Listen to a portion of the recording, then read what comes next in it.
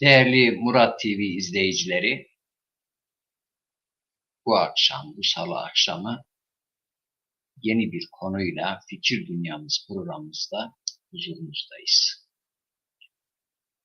Bu akşamki konumuz yaklaşık 100 yıldır ülkemizin ve dünyanın gündemini meşgul eden güncel bir olayı, her zaman güncellenen bir konuyu, laiklik ve İslam konusunu tartışacağız, konuşacağız. Konuyla ilgili sohbet edeceğiz. Değerli misafirlerim var, davet ettim. Bakalım gelmişler mi? Bünyamin Hocam burada. Bünyamin İyi Hocam, akşamlar dilerim. İyi yayınlar ve iyi akşamlar dilerim. teşekkür ederim. Safalar getirdiniz. Sizi her hafta yoruyoruz. Estağfurullah ya. Böyle bir Siz programda en azından Bingöl'ü bir teneffüs etmiş oluyoruz sizin üzerinizden. eyvallah. Eyvallah. Yine değerli bir konuğum daha var. Cumali Karaman Hocam. Değerli hocam, hoş geldiniz. Hoş bulduk Abdullah Hocam. Bünyamin Bey de hoş gelmişler. Siz de hoş geldiniz Cumali Bey. İyi akşamlar. Hoş bulduk. İyi akşamlar. İyi akşamlar. İyi, siz de çıkınca böyle Avrupa'dan bir hava alıyoruz. Güzel. Biz Bursa'dan, Abdullah Hocam merkezde, Bingöl merkezde. Yani Abdullah Hocam maşallah postane merkez vazifesini yapıyor. Yani bizi bağlıyor ya. Yani teknoloji sayesinde Evet, böyle evet. yeni kazanımlarımız oldu. Biliyorsunuz bizi yakından alakadar eden matbaa sayesinde böyle kitap basma olayı kolaylaştı biliyorsunuz. 1800'lerde daha evvel adam kitap yazıyordu, bir nüsha, çok zenginse birkaç nüsha yazabiliyordu. Yani 2-3 nüsha çoğaltıp imkanı varsa dağıtıyordu ama matbaanın icadıyla ne oldu? Ahmed-i Hasi Mevlid'ini yazdı. 400 tane birden matbaadan çıktı ve bunun gibi o dönemde bayağı neşriyat oldu.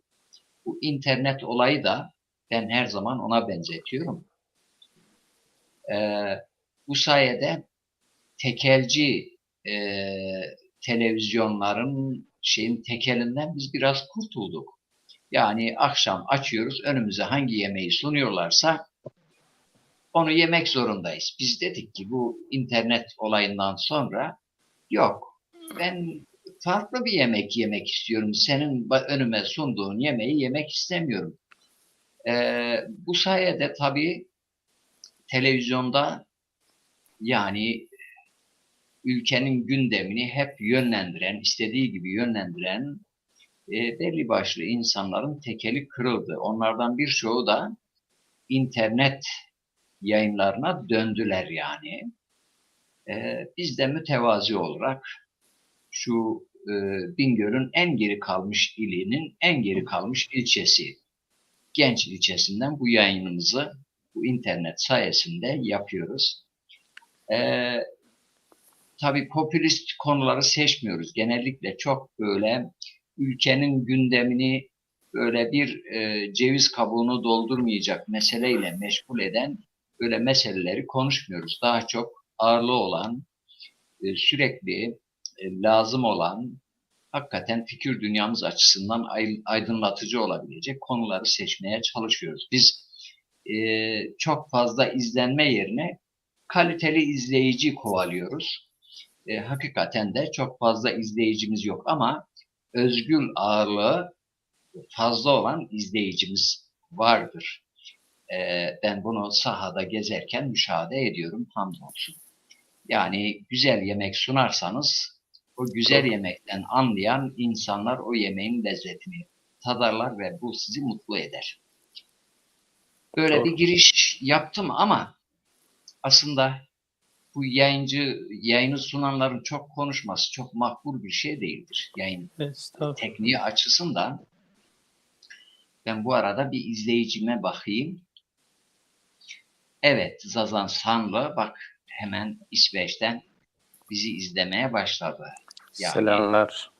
ne büyük bir nimet, ta İsveç'ten, Almanya'dan veya daha başka ülkelerden, dünyadan izlenebiliyoruz, irtibat kurabiliyoruz. Bu sayede bir araya gelip bir dost meclisi, sohbet meclisi oluşturabiliyoruz. Geçen Abdullah Hocam e, 1911'de Hutbe-i Şamiye'de Bediüzzaman Hazretleri ilk defa küreselleşmeye bir tabir getirdi. İlk getiren odur. Dedi ki dünya bir kariye haline geldi. Yani siz diyemezsiniz bu benim problemim değil. Yani bu beni ilgilendirmez. İlk 1911'de Hutbe-i Şamiye'de bu tabiri kullandı ve dedi ki artık küreselleşen bir dünyada yaşıyoruz. Ve bunun için Doğu Batı bazında meseleyi ele alırsak küreselleşen bu dünyada birbirimizden alacağımız, vereceğimiz çok şeyler var. Ve buna çok iyi dikkat etmek lazım. Kötü kalitesiz şeyi almayalım şeklinde ifadelerde bulunuyor. Bu sizin dediğiniz ifade sadedinde. Evet, buyurun. Evet, hocam bu arada siz Bediüzzaman deyince aklıma geldi. Biz bir ilki daha gerçekleştirdik. Gerçekleştirmeye çalışıyoruz. İnşallah bir ismini söylemeyeyim, reklam olmasın. Bir televizyon kanalı için Risale-i Nur'un Zazaca olarak anlatacağız. Yani Zazaca olarak bir televizyonda ilk defa biz bir sohbet gerçekleştireceğiz. Bir değerli Maşallah. O çok hocamızla. çok güzel yani maşallah. Evet. Güzel. Yani Bediüzzaman'la ilgili ilk Zazaca şiiri biliyorsunuz Mehmet Ali Öztürk, Huni hocamız yazmıştı. Evet. İkincisini ben yazdım. Maşallah. Naçizane. Evet. Geçenlerde yazdığınız okumuştuk. O değil miydi? Bir ara okudum ben onu. Evet, çok harikaydı. Evet. Sanıyorum kayıtlar aldım ben o şeyi. Face'te de vermiştiniz. Onu da Mehmet Ali hocam Bediüzzaman'la ilgili şiirini burada geldi. Aynen bu stüdyoda oturduk. Bir Bediüzzaman'la ilgili şiirini okudu. Ben de peşinden kendi yazdığım şiiri birlikte okuduk. Yine o da bir televizyon programında yayınlanacak inşallah. İnşallah. Evet. Hocam sohbet tatlıdır. Yani sizi görünce dost sohbeti tatlıdır. Fakat biz konumuza döneceğiz. Buyurun. Dedik ki laiklik bizi sürekli meşgul ediyor. Bunu çok tartışılmış, çok konuşulmuş şeklinde söyleniyor ama aslında konunun Türkiye'de çok iyi anlaşıldığı kanaatinde değilim. Yani tek pencereden veyahut farklı iki karşıt pencereden konuya bakılmış. Biz biraz daha geniş perspektiften laiklik ve İslam konusunu ele alacağız, tartışacağız. Ben müsaadenizle önce Bünyamin hocama söz vermek istiyorum. Neden bu konuyu seçmek durumunda kaldık? Neden bu konuyu konuşuyoruz? Önemi nedir? Evet, iyi akşamlar dilerim, iyi yayınlar. Hocam, özür dilerim. Ben bu arada bir araya gireyim. İzleyicilerimize hoş geldiniz diyorum. Safalar getirdiniz diyorum. Ben hem sunuculuk yapıyorum hem de bu teknik olarak yayını idare ediyorum. Bu arada biz izleyicilerin mesajlarına cevap verme, onlarla diyalog kurma konusunda biraz zayıf kalıyoruz. Yani bazen haftada bir cumartesi, pazar benim bir yardımcı oluyor ama hafta içinde eleman yok. Bir eleman olsa o konularla ilgilense mesela paylaşımdır vesaire şudur budur. Ben o arada mesajlara daha fazla şey yapıyorum. Bu arada eğer ses ve görüntüde bir zayıflık varsa, bir eksiklik varsa izleyicilerimiz mesajdan yazsınlar. Biz düzeltiriz. Buyurun Bünyamin hocam. Evet, iyi akşamlar dilerim, iyi yayınlar dilerim izleyicilere de. sizlere de. Yani laiklik ve İslam, tabii cumhuriyet, demokrasi, laiklik, Müslüman toplumlarda hep gündemde olmuş kavramlardır. Yani son 100 yıl sonuçta Müslüman toplumlar. Hocam Hristiyan aleminde de bu konu zaten oradan çıktı, bize geldi. Orada da bayağı. Tabii. Yani tabii laiklik daha çok Hristiyanlığa ve kilise otoritesine karşı bir tepki olarak çıkmış. Bu bir gerçek. Çünkü düşünün, kilise otoritesi, yani Batı bizim başımıza bu tür sıkıntıları açtı diyebiliriz. Kilise otoritesi öyle her alana müdahil ki bilimsel çalışmalara bile müdahale ediyor. Yani örneğin hani Galile dünya dönüyor dediği için ve bu Hristiyanlığa da aykırı bir düşüncedir. Dinde sabit güneşi merkeze, dünyayı merkeze alan anlayış vardı. Dolayısıyla adamı şey yaptılar, aforoz ettiler.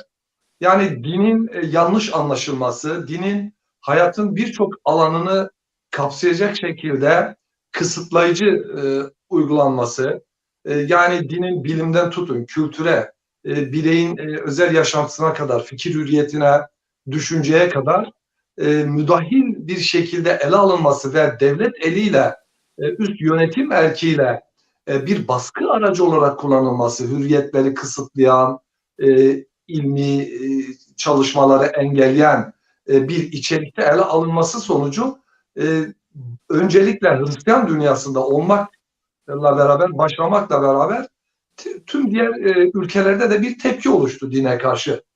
Yani ben realiteyi, bir var olan durumu analiz ediyorum. Bu doğrudur, yanlıştırdan ziyade. Dolayısıyla bir tepki doğdu dine karşı. İnsanlar bir de zamanla tabii o vahiyden, vahiy hayata doğru aktarılmadığı için, din hayata o güzellikleri yeterince gösteremediği için insanlar dine karşı da soğudular. O dini yanlış uygulananlardan dolayı.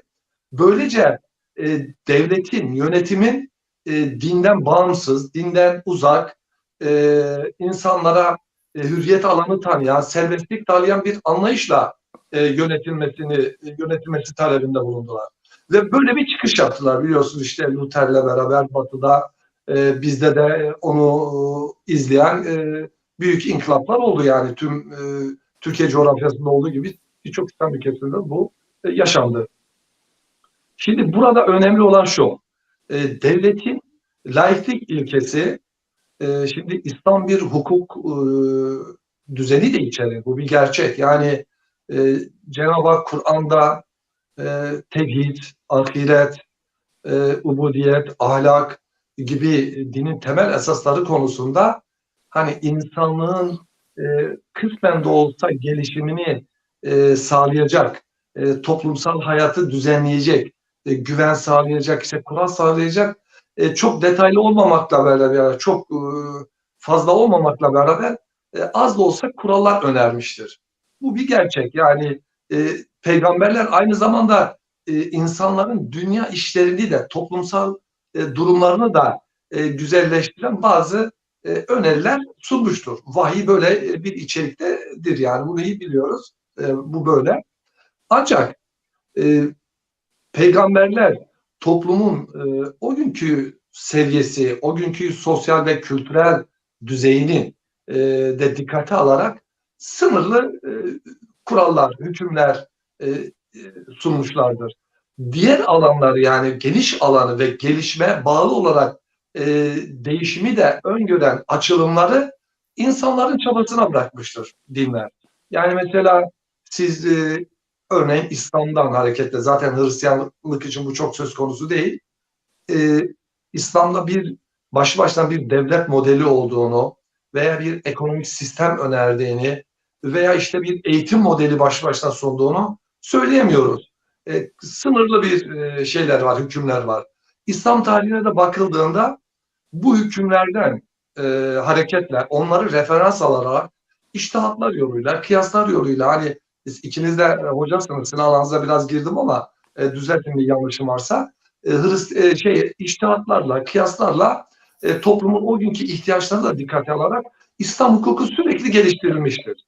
Yani İslam hukukunun dediğimiz şey tarihin kendi koşulları içerisinde çoğu gelişmiş hükümler içerir. Şimdi İslam'ın böyle topluma dönelik hükümleri olduğu için tarihe de bakıldığında devletin hukuk düzeniyle genelde İslami referanslı bir içerikte hayat bulmuş. Bunu görmek lazım yani. Şimdi Osmanlı'ya baktığımızda, Selçuklu'ya baktığımızda, Abbasilere, Emevilere biz İslam tarihi olarak aldığımızda İslam hukukunun kısmen egemen olduğu ve İslam hukukundan yararlanarak geliştirilen içtihatlarla zenginleştiren bir hukuk düzeninin olduğu. Evet birçoğu tartışılır elbette, yanlışlanabilir, belki geliştirilebilir, bir kısmı kaldırılabilir ama bir dinden yararlanarak, dini hükümlerden de yararlanarak bir kanunlar ortaya koyma, hükümler ortaya koyma söz konusudur. Şimdi laiklikte ise, yani laik düzende ise işte Hristiyanlığa karşı, kilise otoriterine karşı gösterilen tepki o kadar gelişti ki İslam ülkelerini de kuşattı ve devletin dinler karşısında tarafsız olması gerektiği ilkesi artık savunuldu ve benimsendi. Yani adeta şöyle belki baksak ne kadar doğru bilemiyorum ama laiklik adeta dini baskılara karşı toplumun bir nefes alışı, bir çıkış yoludur, yolu bulması gibi bir şey yani. Devleti dini referanslara, dini hükümlere dayalı yönetmek yerine insan aklını, insan düşüncesini, ilmini, çabasını esas alan, onlara dayanarak hükümler çıkarmayı önceleyen ama dini kesinlikle hukuk düzeni olarak şey yapmayan yani ön plana çıkarmayan bir anlayışı benimsiyor. Yani aslında laikliğin özünde şey de var. Dinsizlere karşı mesafeli olunduğu gibi dindarlara karşı da bir mesafelidir. Ve şöyle diyelim, laikliğin dinsizlik hesabına kullanılıp dinsizlik hesabına kanunlar çıkarılmasına karşı olduğu gibi dini esas alarak dindarları koruyan ve diğerlerine yönelik bir baskı, dini bir baskı içeren kanunların çıkmasına da karşı olan bir anlayışı, tarafsızlığı ifade ediyor teknik olarak özünde. Ancak bir gerçek var. Yani hani deriz ya biz dinden değil dinciliği suistimal edenlerden çektik. Biz milliyetçilik, vatanperverlikten değil milliyetçiliği ve vatanperverliği suistimal edenlerden çektik. Biz laiklikten ziyade işte laikçi, ideolojik veya dinsizlik veya başka düşünceler hesabına kullanılan, yapılan uygulamalardan çekti toplum gibi. Yani mesela Atatürk'ten ziyade Atatürkçülüğü kendi ideolojisiyle süsleyip topluma belli düşüncelerini dayatmaya çalışanlar gibi. Dolayısıyla yani her kavram nasıl, her inanç nasıl suistimale açıksa laiklik aslında toplumda dinle dinsizlik arasında tarafsız kalmayı öngören bir teknik, hukuki düzen öneren bir teknik olmasına karşın maalesef ideolojik bazı gruplarca özellikle İslam dünyasında dinsizlik hesabına dini toplumdan tamamen kaldırmaya dönük, dini hükümleri, dini yaşantıyı baskı altına alan, dini yaşantıyı hatta toplumun hayatından çıkarmayı da öngören, belki caminin içinde bile rahat bırakmayan, eve hapseden anlayışla ele aldığını biliyoruz yani hepimiz yaşadık. Burada bence tartışılması, konuşması gereken konu şu olmalıdır. Tamam, İslam'ın bir hukukla ilgili yani aileden tutun da toplumun diğer alanlarına kadar vardır hükümleri. Ancak düşünün Müslüman toplumu azınlığı teşkil eden bu hükümleri benimseyenler azınlıktaysa eğer ve siz bu hükümleri devletin temel nizamı haline getirirseniz inanmayan, benimsemeyen, bunu istemeyenlere dayatmış olacaksınız. Veya tersini düşünelim. Mesela adam diyor ki ben diyor dinimi özelde yaşarım diyor İşte ben diyor inancımı diyor devlet işine karışmam diyor. Devlet tarafsız olsun, bağımsız olsun hukuk düzenleri karşısında, inanç grupları karşısında, dinler karşısında tarafsız olsun diyor. Dolayısıyla şimdi bunu böyle diyor ama arkasından öyle bir kanunlar çıkarıyor ki, öyle hükümler çıkarıyor ki dini temelinden yok etmeye dönük veya toplumun temel ahlakını sarsan e, kanunlar içeriyor. Veya işte ne bileyim özgürlük ve hürriyet adı altında belki toplumu bütünüyle sarsan esaslar çıkarıyor. Yani sorun burada şu, ben uzatmadan hemen keseyim. Sorun şu, kavramlar, inançlar hakkı verilerek ele alınmadığı takdirde bu laiklik ve İslam için geçerli olduğu gibi Evet. Cumhuriyet demokrasi için de geçerlidir. Sürekli toplumda problem oluşturmaktadır. Evet. Hocam teşekkür ederim. Konuyu açtınız. Yani e, laiklik geçen hafta tartıştığımız demokrasi, cumhuriyet kavramları, İslam kavramı, bu kavramların içi nasıl doldurulacak o önemli Yani, diyor. yani. Ya adam İslam adına çıkıyor ama nasıl bir İslam? Değil mi? Evet. Yani Selefi düşünce de ben İslam'a göre hareket ediyorum diyor. Veya Şia da ben İslam'a göre hareket ediyorum diyor. Veya bu Maturidi Hanefi inancına göre hareket eden veya Vahabi Selefi düşünceye göre hareketten de İslam kavramının içine kendini sığdırıyor. Ama uygulamada içini açtığımız zaman Cumhuriyet kavramı da öyle, demokrasi kavramı da öyle, laiklik kavramı da öyle. Yani başta şöyle güzel bir vitrinle önümüze sunuyorlar. Çok güzel diyorlar.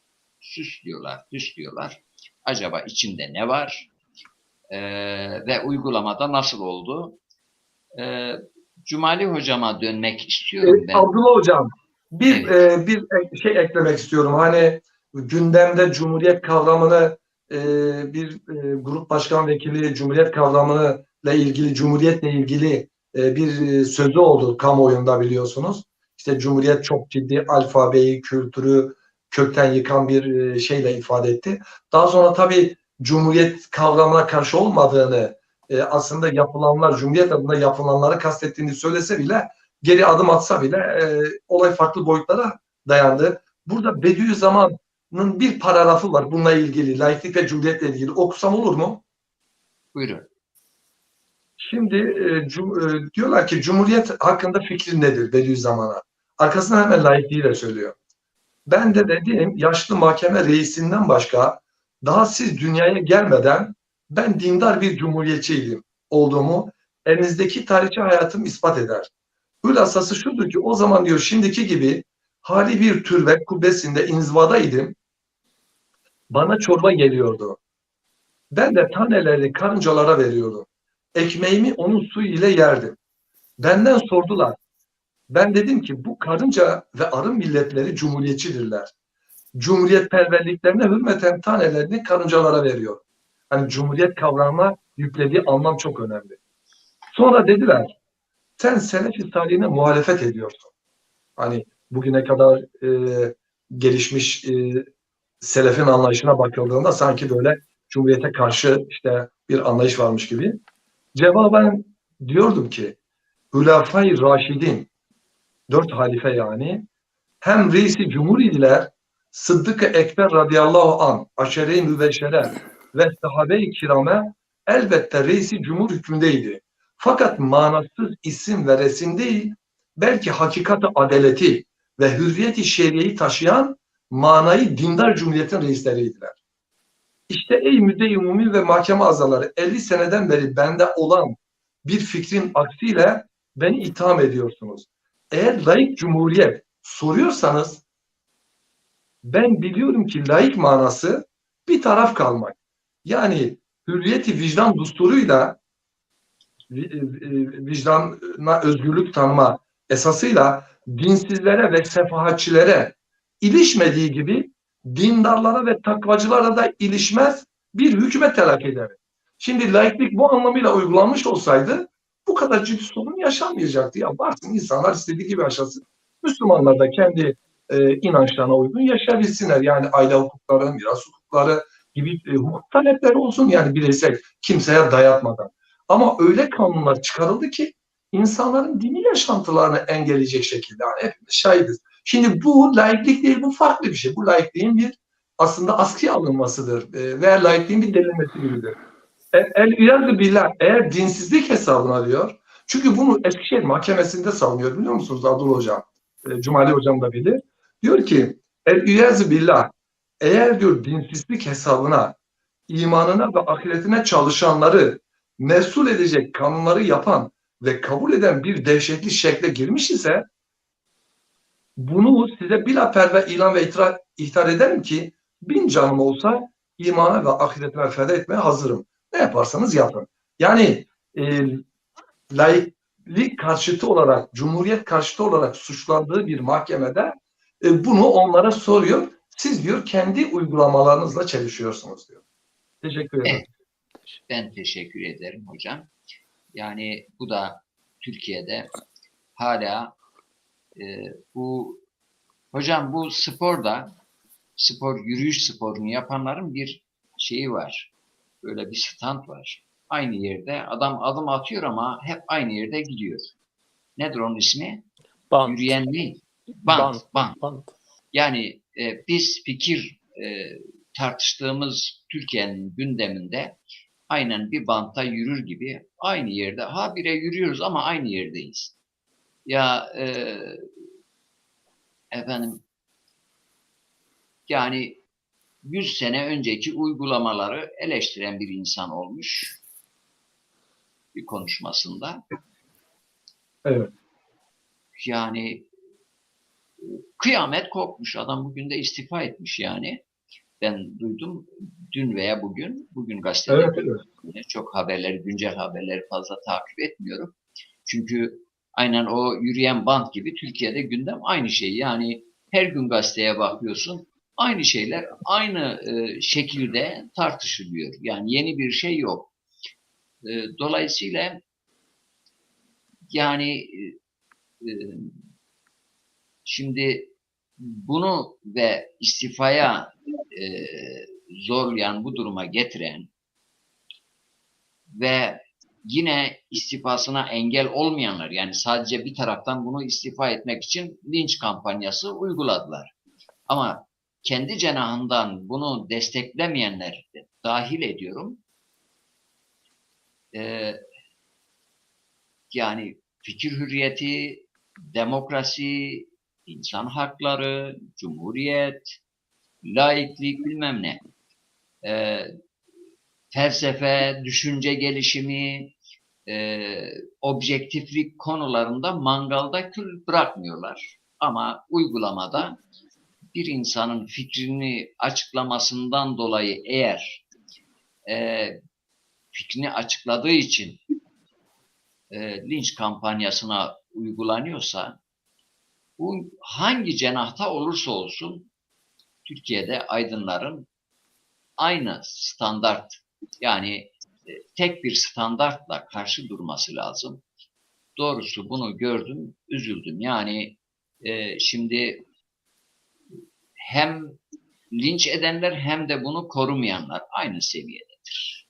Aynı durumdadır. Yani mevcut statüko hiçbir şeyi tartışmayacağız. Aynı bantta yürüyeceğiz. Bu statüko korunuyor. Bundan dolayı üzüntülerimizi ifade etmek istiyoruz. Cumali Hocam, laiklik konusuna dönelim. Sizce buyurun. güzel bir yani uygulamada ideal bir laikliğin için nasıl doldurulacak? Yani laiklik güzel de içini açalım. Yani üstte güzel bir ambalajla bir paket veriyorlar. Üstünde çikolata yazıyor. Ama içinde gerçekten yenebilecek bir çikolata var mı? Bu laiklik paketinin içinde neler olması lazım? Olması gerekenler nelerdir? Çok teşekkür ediyorum. Bizi izleyen, dinleyen izleyicilerimize hürmetlerimi, saygılarımı arz ediyorum. Bünyamin Hocam etraflıca konuyu ele aldı, izah etti. Ben biraz şu açıdan bir sorgulama, bir öz eleştiriyle konuya girmek istiyorum. Hani siz bir takım elbise diktirmek istersiniz, terziye gidersiniz. Terzi önce bedeninizin ölçülerini alır ve sonra ona göre ne kadar kumaş gider, bir kalıbınıza göre yani durumu işte kalıbı size bir elbise biçer. Bugün dindar kesim de dinsiz kesim de hiç kişiyi görmeden üzerine elbise biçiyor. Yani kişi yok ortada. Hemen onun üzerine işte bir elbise biçiyor. Diyor ki bunun adı diyor laikliktir, bunun adı diyor dindir, bunun adı diyor mezheptir. Fakat Burhanettin Bünyamin Hocam orada güzel yani kavramların içi nasıl doldurulur? Bana göre yani laiklikle dini aynı kefede tutmak doğru bir şey değil. Laiklik yani dinsizlik olarak da görebiliriz, tarafsız olarak da görebiliriz. Dine karşı bir hareket de görebiliriz. Yani laikliğin çıkışı baktığımızda laiklik İslam'ın mesela bizdeki laik kesim genelde bu Suriye'de, Irak'ta ve Mısır'da gayrimüslimlerin okullarında okuyan insanlar ilim kimliğini, alim kimliğini kazandıktan sonra daha çok Batı tarzı İslam'ın da laikliğe karşı olmadığı fikrini, bunların isimlerini zikretmeme gerek yok. Bunlar öne çıkardılar. Çünkü bunlar da daha çok gayrimüslim olanlardı. Bunların bir kısmını tasvip edebiliriz ama bazı fikirlerini tasvip edemeyiz. Yani kabul etmemiz mümkün değil. Çünkü demin Bediüzzaman'ın o ifadesinde laiklik tarafsız olma. Bu da tarafsız olma hukukta hakimin olmazsa olmaz şartıdır. Yani hakim taraf olamaz. Yani böyle bir laikliği ben de istiyorum. Ben karşı değilim. Tarafsız bir laiklik. Laikliğin de tarafsız olan laikliğin toplumun ahlak, mal, can, nesil güvenliği açısından bütün bunları deruhte etmesi lazım. Yani inançlara mesafeli, her inanca, her fikre, her görüşe. Fakat bizdeki laiklik ise dine karşı oluşturulmuş yani dini reddeden.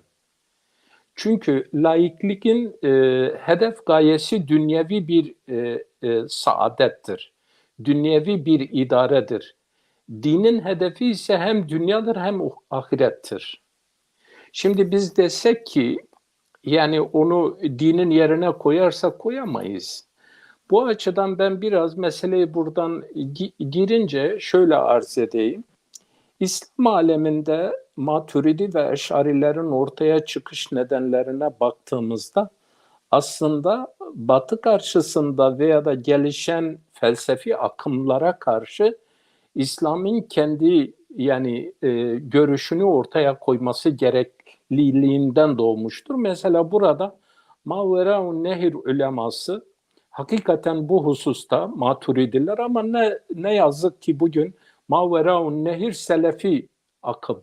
Halbuki akla, rasyonel yani akılcı ve demokrasi dediğimiz bazı İslam alimleri, çağdaş İslam alimleri demokrasinin ve rasyonalizmin yani akılcı şeyin aslında İslam'a hizmet edebileceğini, İslam'a uyum sağlayabileceğini ve bu noktada da ciddi bir ihtiyaçtır. Çünkü şundan diyorlar. Kur'an'ın temel ilkeleri açısından ve sünnetin temel ilkeleri açısından İslam Müslümanlara bir yönetim şeklini, modelini önermemiş. Müslümanların aklına bırakmış. Müslümanlar bir araya gelecek. Bediüzzaman da der ki benim Asya milletlerin geri kalış nedenini izah ederken üzüntüsünü şöyle dile getirir. Hürriyete ve meşverete dayalı kurumların gelişmemesi. Bu ise diyor toplumda nifakı meydana getirdi. Ve bu ciddi nifaktan doğan şeyler oldu. Mesela örneğin der ki eğer hürriyet ve meşveret esas alınmazsa mesela örneğin münazaratta diyor ki bazı sınıflar toplum üzerinde tahakküm kurar. Mesela bunlardan o zaman soru sorarlar. Diyor ki bunlar şeyh değil müteşeyyihtir. Eğer sizin hürriyetiniz selbedecek, yani hürriyetinizi engelleyecek, önünüzü diyor, ileriye gitmenizi engelleyecek diyor. Böyle insanlar diyor size hükmediyorsa bunları dinlemeyin. Aynı şekilde ağalardır, beylerdir, aynı şekilde devletin o hale gelen kurumlarıdır. Bunun için diyor, yani hürriyetin daha önceki alimler 5 esası saymışlar. Yani demişler akıl, işte din, nesil, can, mal güvenliği. Fakat Bediüzzaman Hazretleri diyor ki bunlar önemlidir. Fakat bu asırda en az bunlar kadar önemli olan bir esas daha vardır. O da hürriyettir. Yani beşer artık hürriyet en az can kadar önemli olan bir şeydir. Mal kadar önemli olan bir şeydir. Fikri hürriyet ileri gitti. Bundan dolayı Bediüzzaman Hazretleri bu 5 esasa bir esas daha şey eder. Bunu 6'ya çıkarır, hatta 7'ye, yani adalet esasını da ona ekleyebiliriz. Ve bu konuda bize referans olacak, yani bir yönetim biçimi, bir idare biçimi Kur'an bize bırakmış. Kur'an çünkü Kur'an ve hadisler temel ilkeleri vaz ederler. O temel ilkeler ne ile belirlenir? Onları nasıl açılım yapılır? Mesela bir vahiy ile, ikincisi gelenek ile, 3 akıl ile. Yani burada mesela gelenek tarihselliktir. Bunu bir kenara bırakacak olursak, çünkü zaman açısından geçen hafta Burhanettin Hocam'la Bünyamin Hocam konuyu arz ederken dediler ileriki safhalarda biz maslahat üzerinde duralım. Fakat burada şunu arz edeyim. Maalesef maslahat öyle dar bir çerçevede ele alınıyor ki bireyler üzerinde bazı şeyler ya diyor bu, halbuki maslahat Kur'an'da geçen, maslahat hatta ahkamda maslahat toplumun maslahatı gözetilir. Diyor ki yani kısas ama affetmek daha hayırlıdır. Demek ki kısas yapmamak, ondan vazgeçmek. Şimdi Müslümanlarda burada ince bir konu, belki bunu tam ifade edemem ama maalesef bugün Müslümanlarda ahkam dairesi itikat dairesinin önüne geçmiş. Hatta itikatta değişiklik yapıyorlar fakat ahkama kesinlikle diyor ahkamda olmaz. Halbuki 3 daire vardır İslam'da. Muamelat dairesi, itikat dairesi, ahkam dairesi. Şimdi ahkam dairesi Müslümanlarda bu problemleri çoğaltmıştır. Müslüman bakınca diyor ki ya İslam'ın ahkamı vardır, ben illa keseceğim. Ya kardeşim kesmesen olmaz mı? Yok biz kesmesek biz kurban keseceğiz. Ya buyurun Abdullah Hocam, sizin sesiniz. Cumali Hocam soruyu tekrar hatırlatayım. Laiklik kavramının içini neyle dolduracağız? Laiklik kavramının Nasıl içini bir laiklik? Mesela biz mesela bir laiklikten ziyade, bana göre biz laiklikten ziyade Müslümanlar olarak e, Kur'an'ın ve sünnetin temel ilkelerini esas alarak e, yani bunu geçen hafta siz Cumhuriyet'le şey ettiniz. Cumhuriyet temelinde ama demokrasiyi esas alarak, rasyonalizmi esas alarak bu konuyu yani illa laiklik zaten sizin de yaptığınız, ortaya koyduğunuz şey laikliğe denk bir şey haline gelir. İnsanların fikir ve düşünce özgürlükleri, malcan emniyeti, neslin güveni, bütün bunları bakın biz Müslümanlar 1400 senedir bu esaslar ortaya konulmuş.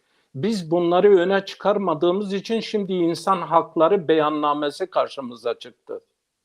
Şimdi Batı bazen bizde var olan şeyleri kendi bir masa etrafında bir araya getirerek bunu sistemleştiriyor. Fakat ondan sonra da biz kendimiz bu defa bunlara karşı mücadele vermiş oluyoruz.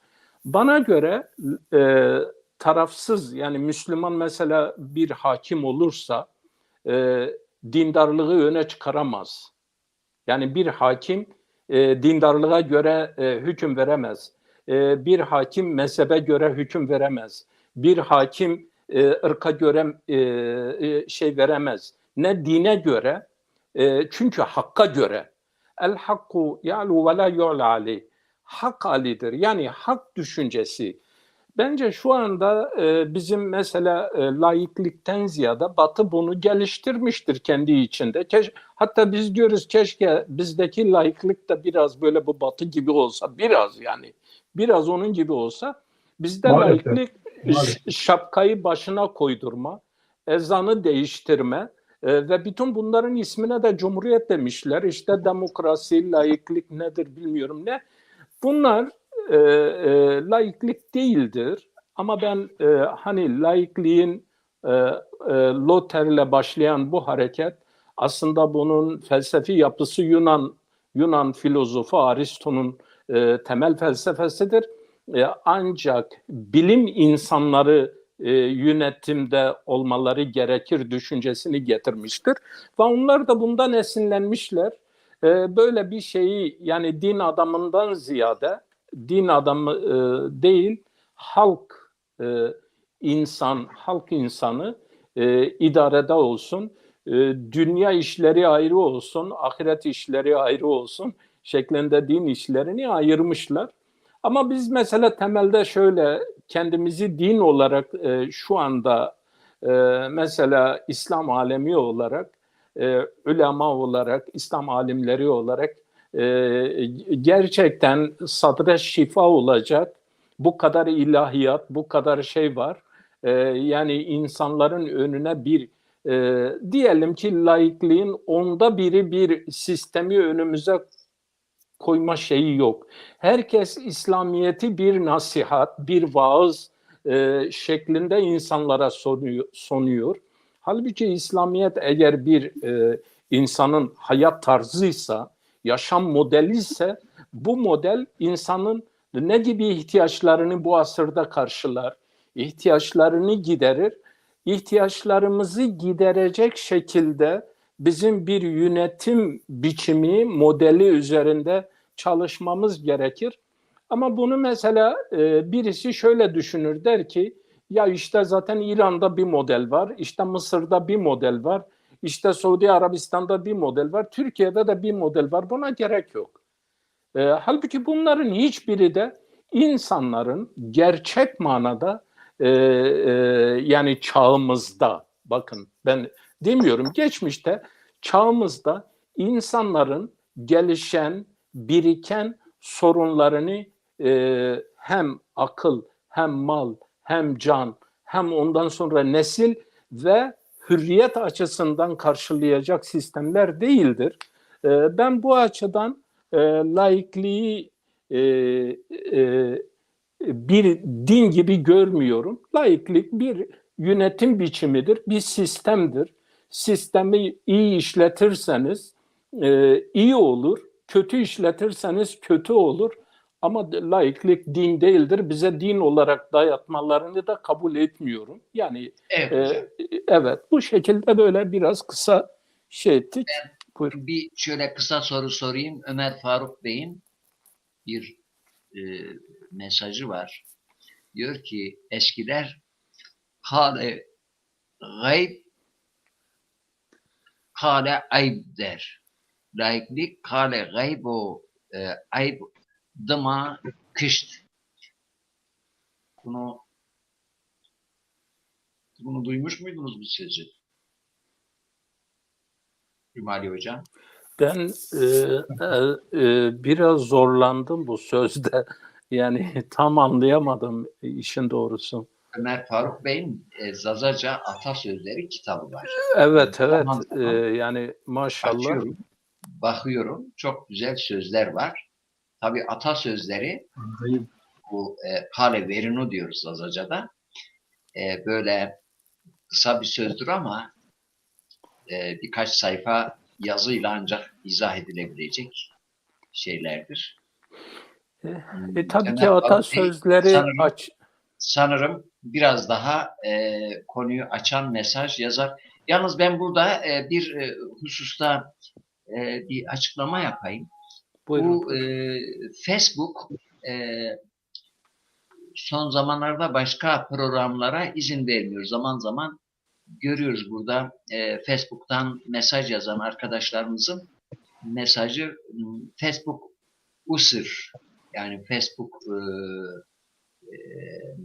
kişisi şeklinde, kullanıcısı şeklinde isim çıkıyor. Kendi ismi çıkmıyor. Bu bizden kaynaklanmıyor. Biz bir program üzerinde bir programla hem Facebook'tan hem YouTube'dan yayın yapıyoruz. Bazen böyle diğer programcılar kıskançlıktan böyle şeyler yapıyorlar. Bu bizden kaynaklanmıyor. Umarız Facebook bunu düzeltir, yani bu şeyi.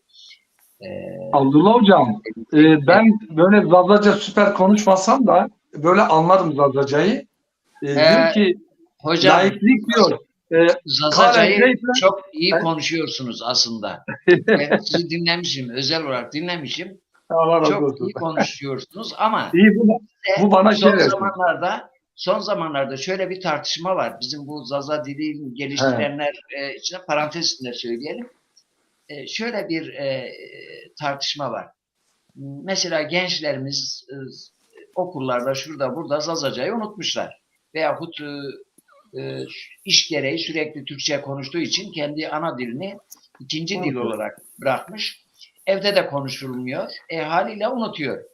Şimdi buna konuş dediğin zaman 10 tane kelimelik bir cümlenin içinde 4 tane Türkçe kullanıyor. Bir tane İngilizce, geri kalanlarını da Zazaca mı getirmiş ker diyor. Mı götürmüş ker diyor. Kalkmış ker diyor. Bu alaya alınıyor ama doğru değildir diyen arkadaşlarımız var. Böyle yaparsak biz ki hiçbir dil yabancı dilden ari değildir. Mutlaka kelime karışır, az veya çok. Evet, kendi dilini mükemmel konuşmak güzel ama bizim dilimiz açısından bu biraz farklıdır. Gençlerimiz velev ki içine bir cümlenin içinde bir tane Zazaca kelime de kullanarak Zazaca konuşmaya çalışıyorsa teşvik etmek lazım diyoruz. Ben sizin için söylemedim ama birçok aydınımız çok güzel Zazaca biliyorlar, güzel Zazaca konuşuyorlar ama yani acaba konuşsam, çünkü hitap şekliyle veya bir programda biraz çekiniyoruz şey ya. Evde konuşuyoruz zaten. Evde konuşuyoruz. Başarabilir miyim diye. Ama biz gördük ki mesela eğer ben Zazaca programda konuşabiliyorsam Bünyamin Hocam alasını konuşur. Çünkü ben hocam bu motivasyon bana yeter. Ama ben ikinizin de Zazacasının şiirlerinden büyük bir zevkle okuyorum. Mesela burada diyor ki laiklik kale gayble aybı dava kış. Yani kenara itmiş laiklik diyor. Dava kış. Yani diyor, yalnız orada gaybi anlamadım. Gayble neyi kastediyor? Onu anlamadım. Gayb anladın da. Türkçedeki kayıp, Arapçadaki gayb. Odur. Onu mu kaydediyor? Yani gizli olan Söz, söz söz, he, e, kâle gayb, kâle ayıp. Yani gizlenen, içi mefhumu bilinmeyen şeyde çok ayıp vardır. he, Sanırım şeyle ilgili yani bu demokrasi kavramı, cumhuriyet kavramı, he. laiklik kavramı şöyle bir önüne bir tane kavram koyuyorlar. İçini istediği gibi dolduruyor. Senin önüne soruyor. Ya içinde ne vardır diye soruyorsun. İçini söylemiyor. O gizliyor onu. Eğer orada gizlilik varsa orada ayıp vardır demektir. Orada kusur Tamam. vardır. Demek ki hile vardır. Ben Laiklik, böyle anladım. laiklik diyor, laiklik ikisini de kenara vermiş diyor, da akış. Onunla neyi kastediyor? Yani laiklik de bu konuda e, kelimenin aslı başka ama Ha, içini tamam, aşmadıkları için tamam. bunu istedikleri gibi kullanıyorlar yani.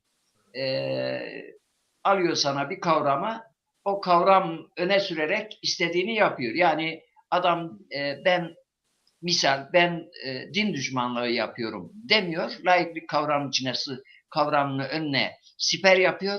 O kavramın arkasına sığınarak din düşmanlığı yapıyor. Veya İdeolojisini onunla sana kabul ettirmeye evet çalışıyor. yani bugün ben laikim diyen, Türkiye'de laikliği savunan kesimlerin diyebilirim ki 90'ı laik değildir. Yalan söylüyorlar. Aslında laiklik kavramının arkasında başka amaç. Yani insanların kendi kültürü, kendi dinine düşmanlığını veya kültür vesaireyi asimile etmek için laiklik kavramını veya kendi düşüncelerini, ideolojilerini memlekette hakim kılmak için bu kavramın arkasına saklanarak istedikleri gibi insanları kandırıyorlar. Ömer Faruk Bey'in eğer bu sözünü yanlış anladıysak düzeltsin. Böyle güzel ben size dedim başta dedim bizim programımız az izlense de özgün ağırlığı Ömer Bey yüksek. hukukçudur. Ömer Bey Hem hukukçudur hukukçudur. hem de Evet. hem hukukçudur hem de burada bizim yani karşımızdadır. Evet, evet. Dini konularda çok yani Çok konuştuğu iyi, zaman ben iyi, iyi ilahiyatçı bilen, böyle iyi ağzımı bilen. açık seyrediyorum yani çok Maşallah. okumuş, kendini yetiştirmiş, meraklı. Çok, çok E, güzel. e, ama programlarımıza bundan sonra inşallah buradan bir çağrı olsun. Katılmasını bekliyoruz. Bizim Yani böyle Vallahi hele böyle arkada zalıca deyimler yazan bir kapasite varsa bir programa gelmesi gerekiyor gerçekten. evet. İzleyelim diyorum inşallah. benim onunla ciddi arkadaşlığım var, dostluğum var. Yani çok birikimli biri Ömer Faruk Maşallah. Bey. Çok birikimli.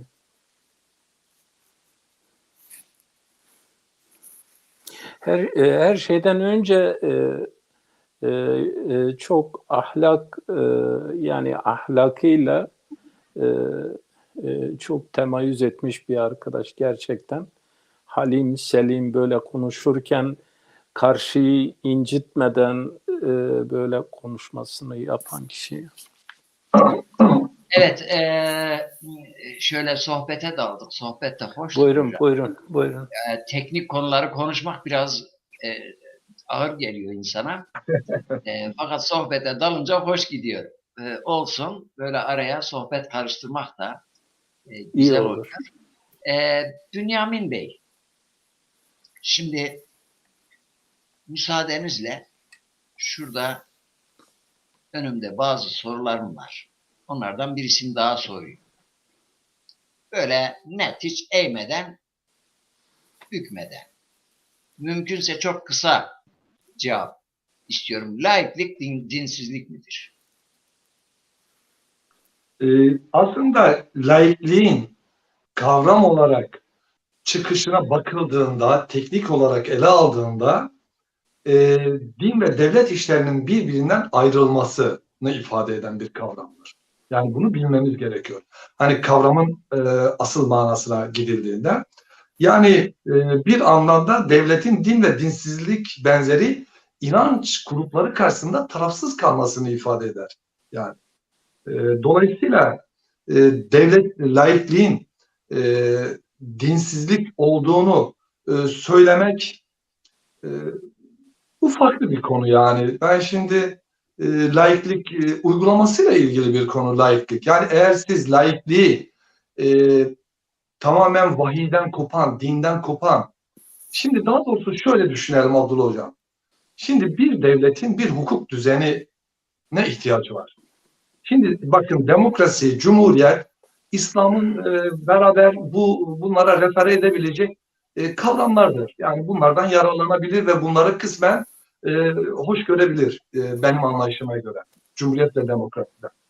Ama laiklik söz konusu olunca şimdi bir devletin yönetim biçimi, hukuk düzeni ya aklın, işte bilimin, ilmin ortaya koyduğu verilerle, esaslarla düzenlenir veya dinden beslenerek, dinden referans alarak, dini kaynaklardan yararlanarak geliştiren bir hukuk düzeninden beslenir.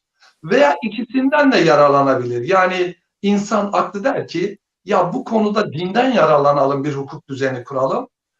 Burada da işte ilmin, aklın esaslarından yararlanalım, hukuk düzeni kuralım. Şimdi laiklik öncelikle bir devlet düzenini ifade eder. Kişiler laik olmaz, devletler laik olur. Çünkü kişilerin inançları, yaşamları belli bir değerlere göre oluşmuştur. Yani kişiler bir şeye inandığı zaman değerleri, ahlaki anlayışları, efendim söyleyeyim, yaşam biçimlerini belirleyen inançları söz konusu olduğu için laik olmaları söz konusu değil. Mesela bu çağda en çok kullanılan yanlış kavramlardan biri de ben laikim diyor adam. Yani kişilerin böyle bir söz söylemesine gerek yok.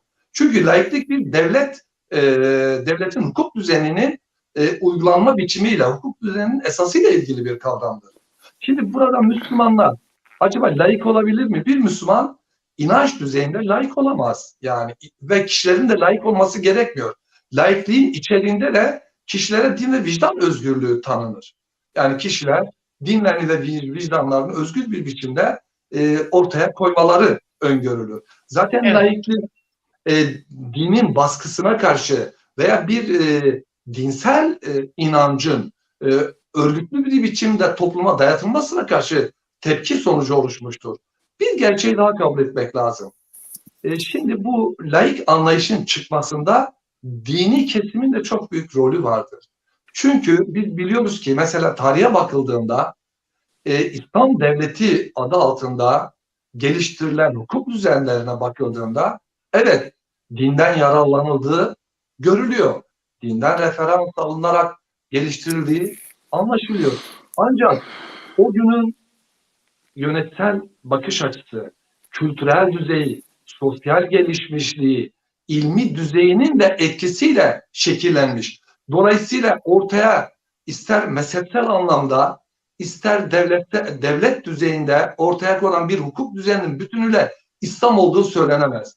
Çünkü öyle anlar olmuş ki İslam adına, din adına baskılar olmuş.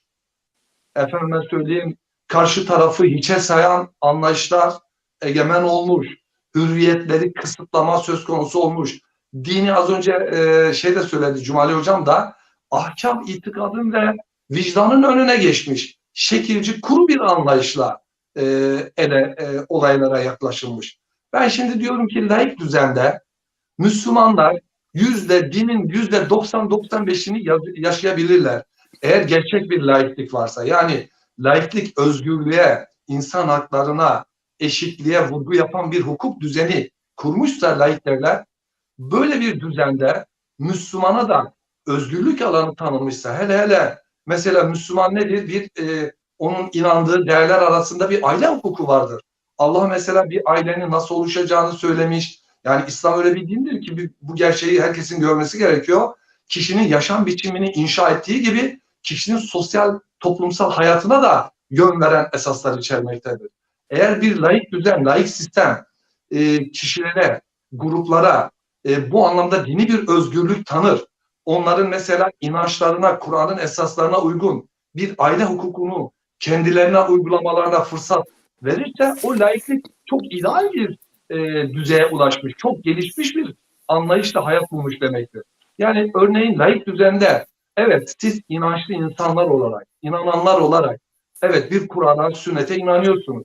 Ama siz bunu devlet katında tüm toplumu kapsayan, kuşatan ve cebrende olsa uygulamayı öngören bir anlayışı bir köşeye bırakın ama özelinizde yaşayın diyorsa bu bile büyük bir kazanımdır. Çünkü İslam'ın yani %90-95'i inançtır, ubudiyettir, ahlaktır. Laik düzeninde yaşayan bir Müslüman bu dinin %90-95'ini yaşayabilir. Eğer laiklik dinin önüne engelleyen kanunlar çıkararak bu özgürlüğü kısıtlamamışsa veya işte dinsizlik hesabına az önce verdiğiniz örnekler gibi dinsizliğin hesabına kullanılmamışsa.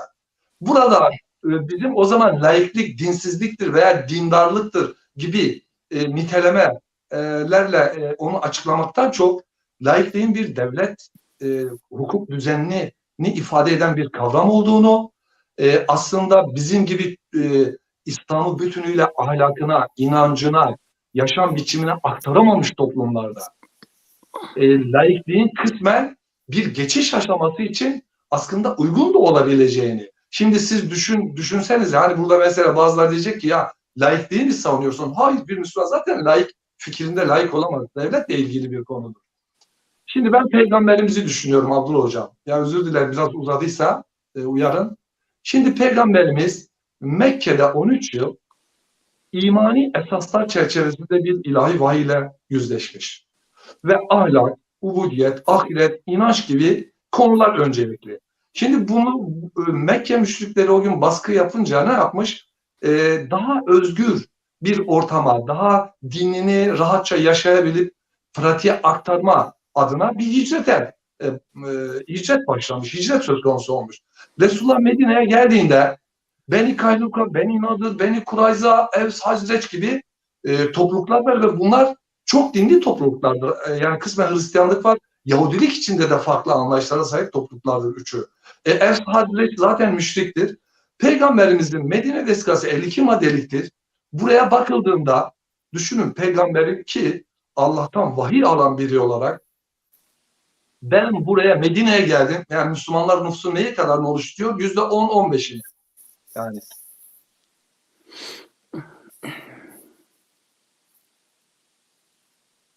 Bünyamin hocamın herhalde bir telefon geldi. Evet. Biz bu arada hocam size sorum şu Buyurun. olacak. Buyurun. Efendim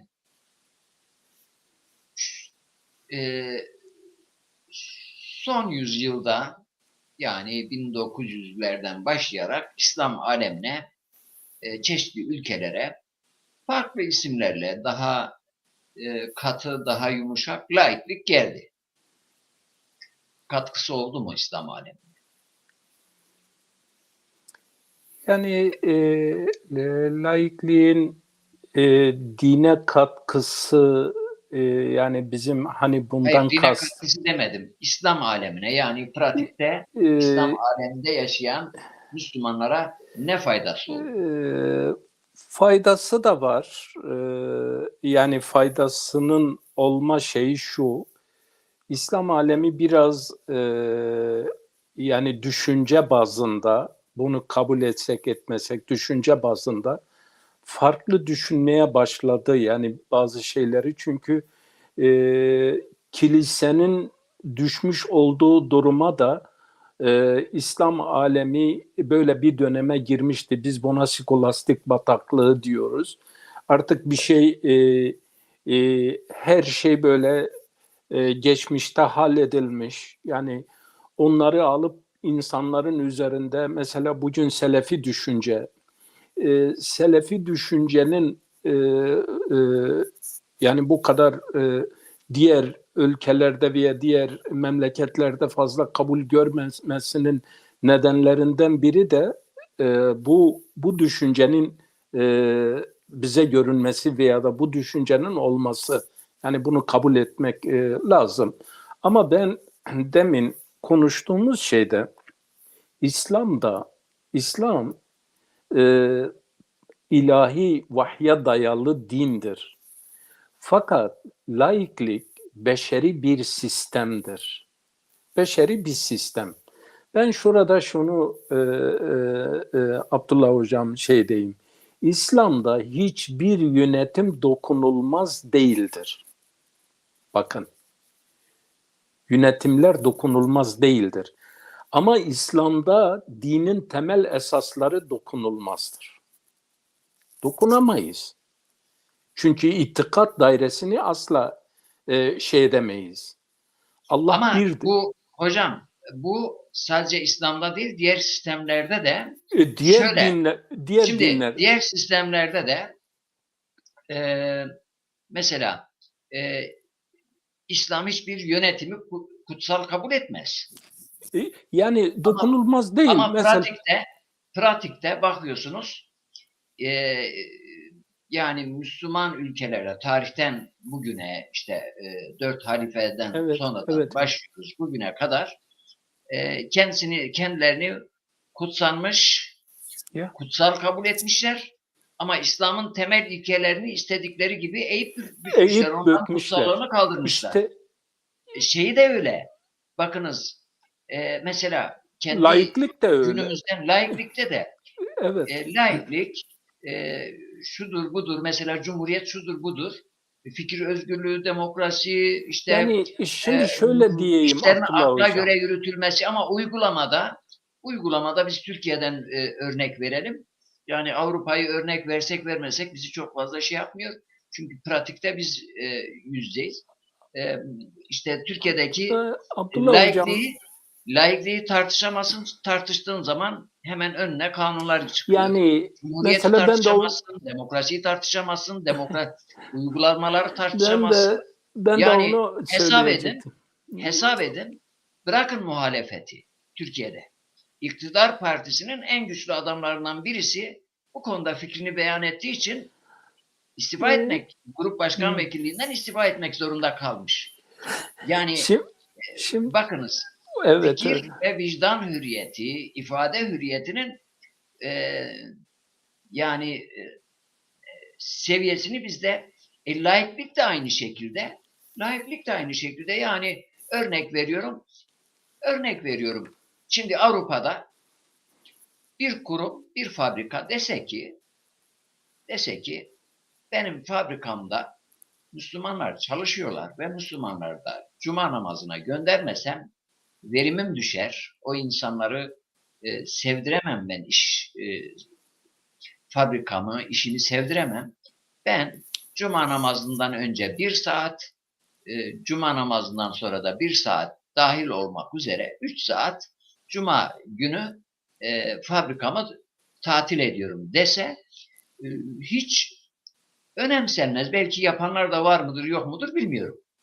Türkiye'de diyelim ki bir fabrika yapsa anında kıyamet kopar, laiklik elden gidiyor, bilmem nedir. Ve bunu savunanlar da Ömer Faruk Hocam burada tarihi hadiseleri dile getiriyor tabii ki. Bunlar bilinen şeylerdir. Bunlar bilinen şeylerdir. Şimdi ama Abdullah Hocam, bugünü tartışıyoruz. Evet. Abdullah Hocam, şimdi şöyle, ben bundan dolayı dedim.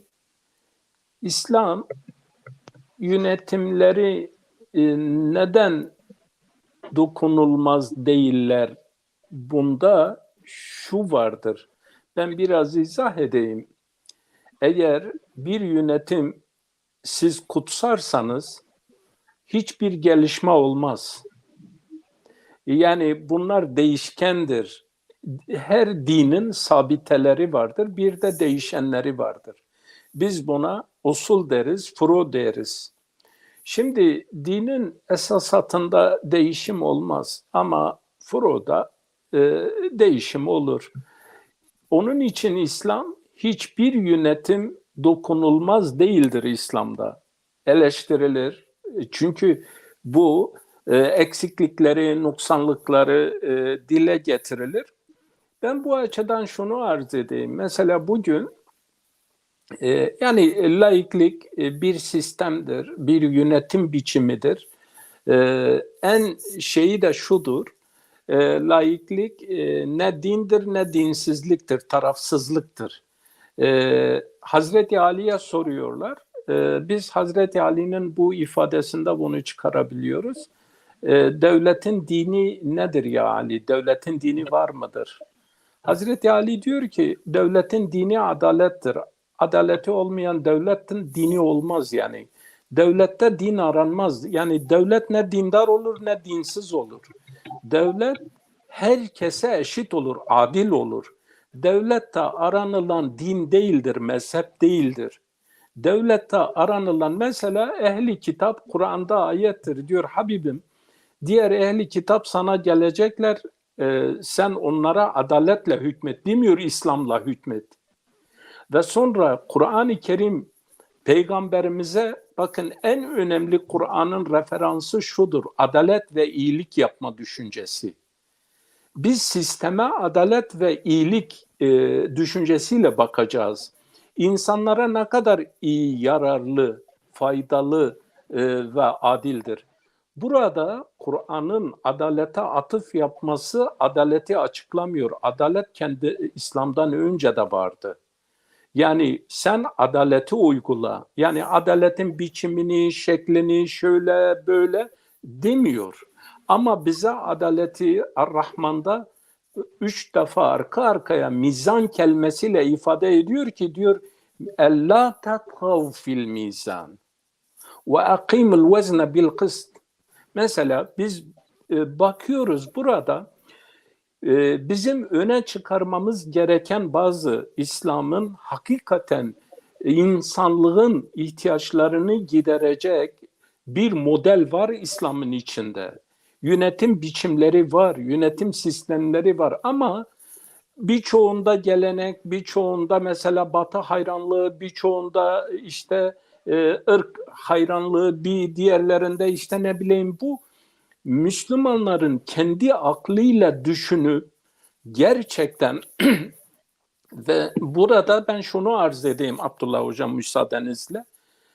Münazaratta Bediüzzaman'a soruyorlar. Diyorlar ki yani aslında demokrasi burjuvadır.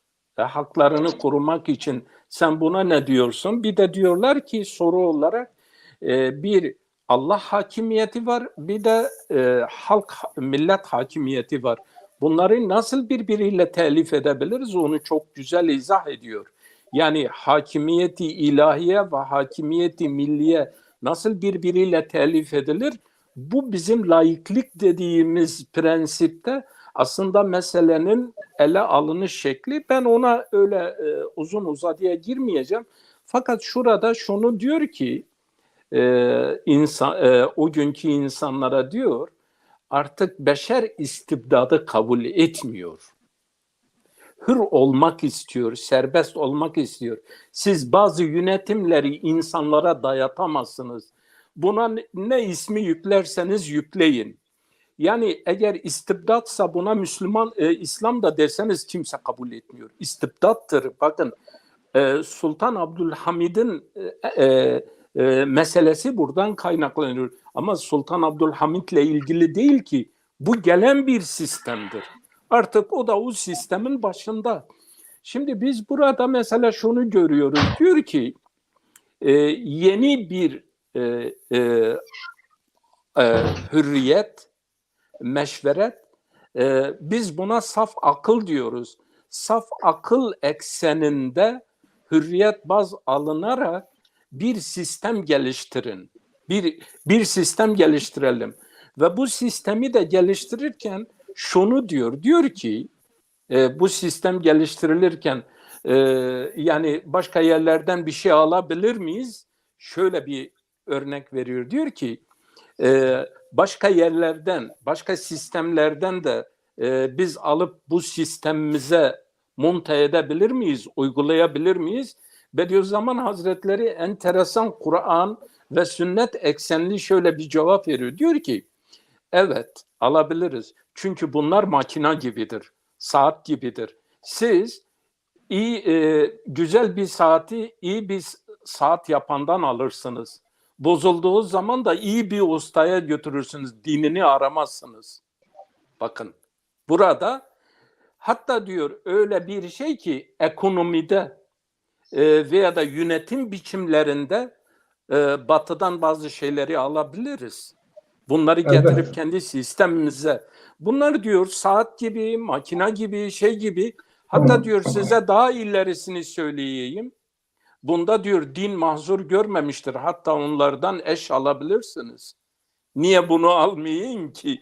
Yani biz hakikaten bu hususta Müslümanlar olarak belki yararımıza ve faydamıza bizim demokrasi dediğimiz, cumhuriyet dediğimiz veya laiklik dediğimiz birçok prensipleri aslında bizim dini gerçeklerin, hakikatlerin içinde var olduğunu çok iyi göreceğiz. Ama mesela şöyle, Batılıların peşin hükümlü olarak İslam'a düşmanlığı, İslamların da peşin hükümlü olarak Batı'ya düşmanlığı doğru değildir. Bunlar mesela birbirlerinden bir şey alabilirler, verebilirler. Ekonomik sistem olarak da, yönetim sistemi olarak da birbirlerinden alabilecekleri, verebilecekleri şeyler vardır. Ben bu hususta şunu diyeyim, yani biz mesela laiklik aslında din, dünya ve ahiret işlerin birbirinden ayrılmasından ziyade şudur. Bediüzzaman buna bir açılım getiriyor. Diyor ki mülk ve melekut alemi. Mülk alemi hikmete bakar. Melekut alemi kudrete bakar. Şimdi kudrete bakan bir yerde değişiklik yapamazsın. Kur'an'ın esasatı. Ama bakın mülk cihetine geldiği zaman bunda hikmet, maslahat uygulanır. Nasıl ki diyor bir insan Müslüman olarak mülk sahibi olabiliyorsa, geliştirebiliyorsa, ticaret yapabiliyorsa, bunu yapabiliyorsa, diğer taraftan da idarede değişiklikler, idare sistemini böyle yapma, idare şeklini böyle değiştirme, bunda da Allah ona serbestiyet vermiş. Ona hürriyet vermiş. Ama biz diyoruz ki kesinlikle burada değişim olmaz. Niye? Bir Osmanlı modeli var, bir Selçuklu modeli var, bir Emevi modeli var, bir Abbasi modeli var. Ya kardeşim şimdi onlar kendi dönemlerinde mükemmel şeylerdi. Ama bugün bizim ihtiyaçlarımıza küreselleşen dünyada biz demin konuya başlamadan önce dedik ki internet yoktu, telefon yoktu. Şimdi internet de var, telefon geride kaldı. Şimdi herkesin televizyonu var, herkesin kanalı var, herkesin avucunun içinde dünya. Onun için problemlerimizi hangi sistemle daha rahat çözebiliriz? Bunun adı ne olursa olsun, laiklik olabilir, cumhuriyet olabilir, demokrasi olabilir, İslam olabilir, Kur'an olabilir, şu olabilir. Ama gerçekten temel esaslara münafi olmayacak şekilde. Ben toplumlarda, devletlerde halkta ahlakı ararım, devlette adaleti ararım. Peygamberimiz sallallahu aleyhi ve sellem de geçmiş ümmetlerin yıkılış nedenlerini iki nedene bağlamış. Biri diyor ahlaksızlık, biri de adaletsizlik. Yani bugün mücadele bunun üzerinde olursa mesele bitti. Abdullah Hocam sizin Evet, bu cümleyi burada Evet. güzel bir cümleydi. Toplumda, halkta ahlak, devlette adalet. adalet. Çok önemli. Buradan Bünyamin hocama geçiyorum. Ya özür dilerim. Şarjım bitti. Farkına varmamışım. Onun için koptu bir anda. Çok özür dilerim. Ben telefon Biz kamerasıyla dedik internete şu anda bazen telefon geliyor düşüyor. benim telefonum da şu anda kamerasını ben kullanıyorum. Ben görüntüm telefon kamerasını ben bilgisayara bağlamışım. Evet. Ben de fark ettim şarjım azalmış. Ben hemen takviye ettim. Yani tabii siz tecrübelisiniz. Ben de şimdi güzel konuşmaların heyecanına kapıldım. Sizi dinlerken şarja bakmayı unutmuşum. Eyvallah. Bu arada izleyicilerimizin sorularını en son böyle şey yapacağız, konuşacağız. İzleyicilerimizden katkılar, itirazlar, eleştiriler, sorular, yeni fikirler, farklı fikirler bekleriz. Yani biz burada aynı şeyleri konuşmak için değil, farklı fikirleri dile getirmek, fikirlerin çarpışmasından yeni güzel fikirler doğar. Bu açıdan benim hocam izleyicilerimin en çok beni tenkit ettikleri nokta, hocam neden işte şu çizgide yayın yapmıyorsun? İşte sen de her çeşit fikirden insanlarla konuşuyorsun. Acaba sende kafanda fikir değişikliği mi var şeklinde. Mesela Zazaca'la ilgili çalışıyorum. Acaba sen e, Zaza ırkçısı mı oldun hocam diyorlar. Bazen de böyle bir mesela İsrail'e gittim geldim. Gerçi itiraz gelmedi. Yahudi mi oldun diye sormadılar ama İran'a gidip Sorma. gelince bana çokça eleştiri oldu. Yazıklar olsun. Sen de mi Şii oldun şeklinde eleştiriler geldi. Almanya'ya da gittim ben. 7 ay kaldım. Kimse bana Hristiyan Alman olmadın. Alman niye olmadın demediler. Bazen misafirlerim geliyor yurt dışından. Çeşitli ülke, Arap ülkelerinden de zaman zaman veyahut Avrupa'dan tanıdıklar geliyor. Kimse demiyor sen acaba Selefi mi oldun veyahut Hristiyan mı oldun veya materyalist mi oldun veya komünist mi oldun sormuyorlar ama bizim komşularımız İran komşumuzdur, eski komşumuzdur. Bizim İran halkıyla hiçbir problemimiz yoktur. Komşu halklarla, insanlarla bir problemimiz yoktur, düşmanlığımız yoktur. Biz dünyada barıştan yanayız. İnsanları Şii, Sünni, Selefi, sağcı, solcu, komünist, materyalist, kapitalist, şeriatçı, laik diye kışkırtmak yerine biz barıştan yana tavrımızı koyuyoruz.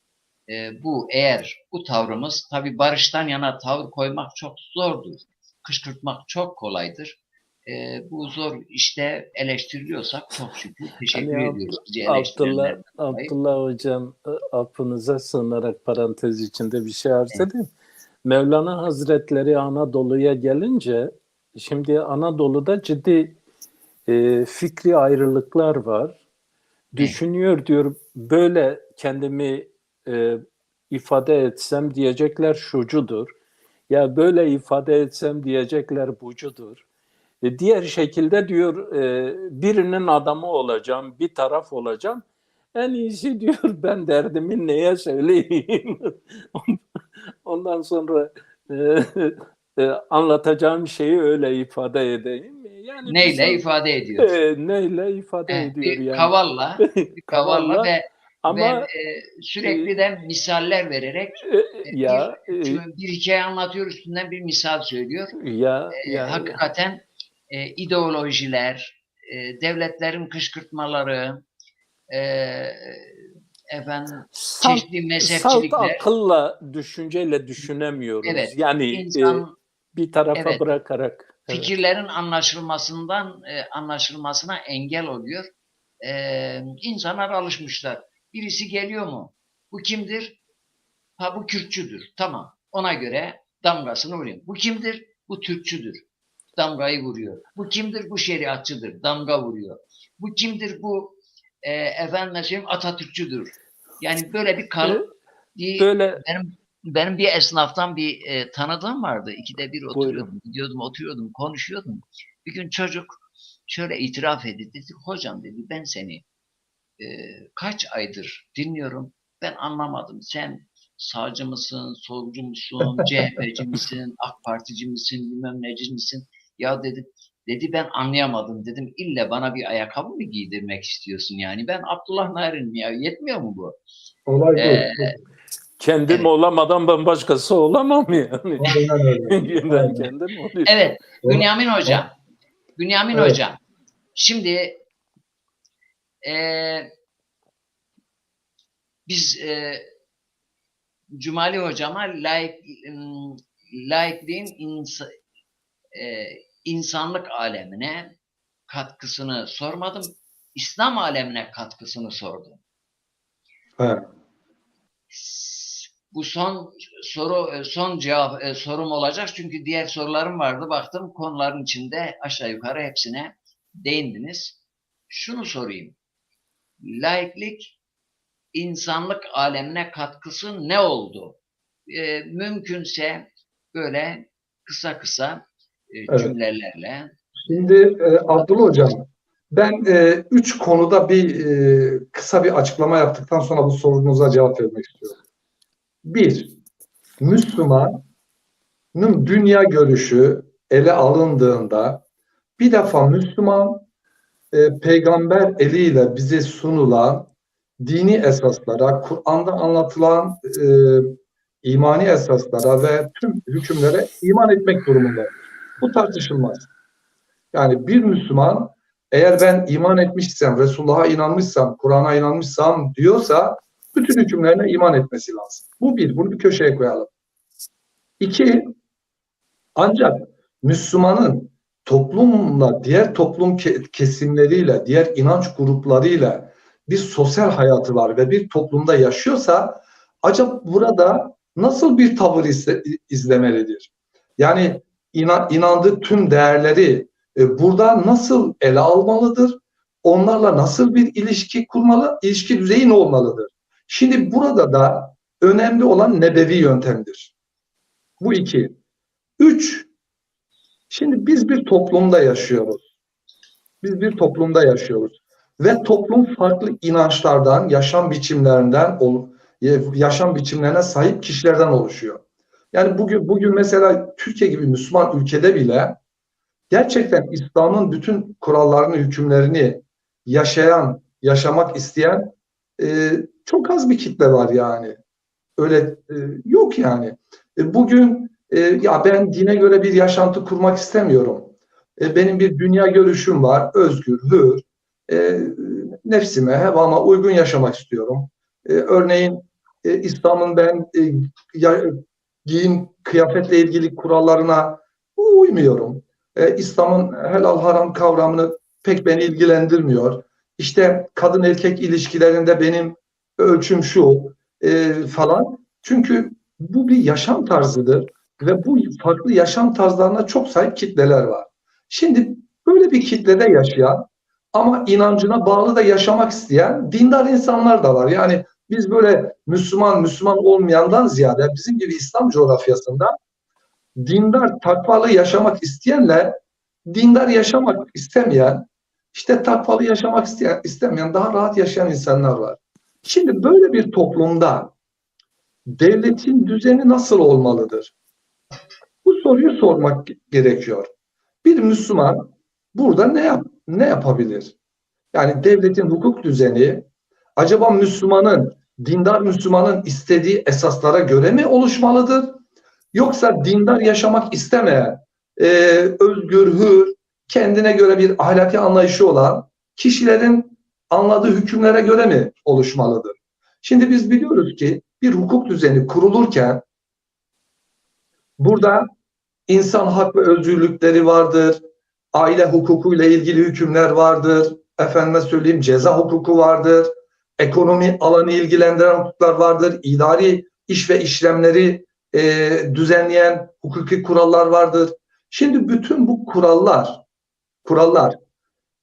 akla, ilme, bilimi çalışmalara, ahlaki öğretilere, inançlara göre şekillenebilir, değişebilir.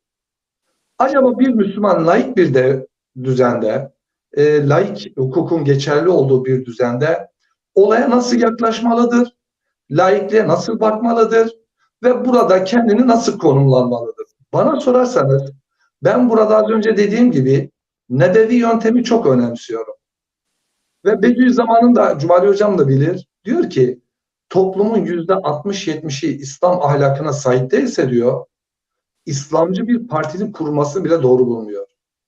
Şimdi ben peygamberimize bakıyorum. Medine'ye hicret ettiğinde %10-15 bir nüfusa sahip. Orada %85 farklı inanç grupları var. Yani Evs ve Hazreç belki müşrikler ama kendine göre bir inançları var. Beni Kaynuka, Beni Nadır, Beni Kurayza Yahudidir. Kısmen de Hristiyanlar var. Şimdi Peygamberimiz Medine vesikasıyla ne yapmış? Şimdi ben bir şey söylesem belki yanlış anlaşılır diye söylemek istemiyorum. Şimdi Medine vesikasına bakıldığı zaman her topluluk kendi inancına göre bu Medine şehrinde yaşayacak diyor. Yani peygamber şöyle demiyor Abdullah Hocam.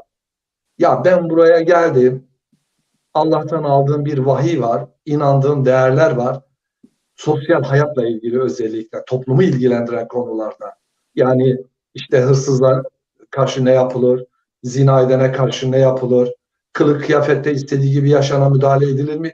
İslam'ın bu konuda hükümleri var biliyoruz. Ben burada dini dayatayım, dini egemen kılayım, benim sözüm geçsin diye bir düşünce içine girmediği gibi ortaya koyduğu modele baktığımızda Medine Veskası'nın ilk dönemlerinde, Medine hicretin ilk dönemine baktığımızda her inanç grubuna inancına uygun bir yaşam hürriyeti tanımış. Çok eşit vatandaşlık düzleminde bir yaşam hakkı tanımış. Kişilerin inançlarına, yaşam tarzlarına saygı duymuş. Yani kendi Allah'tan aldığı hükümleri orada ben hakem konumundayım. Medine devletinin, şehir devletinin yöneticisiyim, lideriyim. Bunlara hayır, siz Yahudiliğe inancına göre değil, siz müşrikler kendi putperest anlayışlarınıza göre değil, İslam'ın şu kurallarına göre yaşayacaksınız. Aksi halde size şu cezaları vereceğim dememiştir. Onun az önce Cumali Hocam da belirttiği gibi hani o adalet esası var ya, eşit ve kardeşçe yaşama, hür ve güven içinde yaşama. Ne demiştir? Biz bu Medine'yi önce güvene alalım, koruyalım bu şehrimizi. 2, inancımızı ve yaşam tarzımızı güvene alalım. 3, genel ahlaki bir problem olan örneğin adam öldürmek, zina etmek bunları yasaklayalım gibi maddeler koymuşlar. Ortak. Bir sorun olduğunda hakem olarak Resulullah vardır ve hepimiz biliyoruz ki rivayetlerde çok meşhur rivayetler vardır, mütevatir. Yahudiler ihtilafa düştükleri konuda Resulullah'ın yanına geldiklerinde neye göre hükmedeyim diye sorduğunda onlar işte kendi kitaplarını açıyor.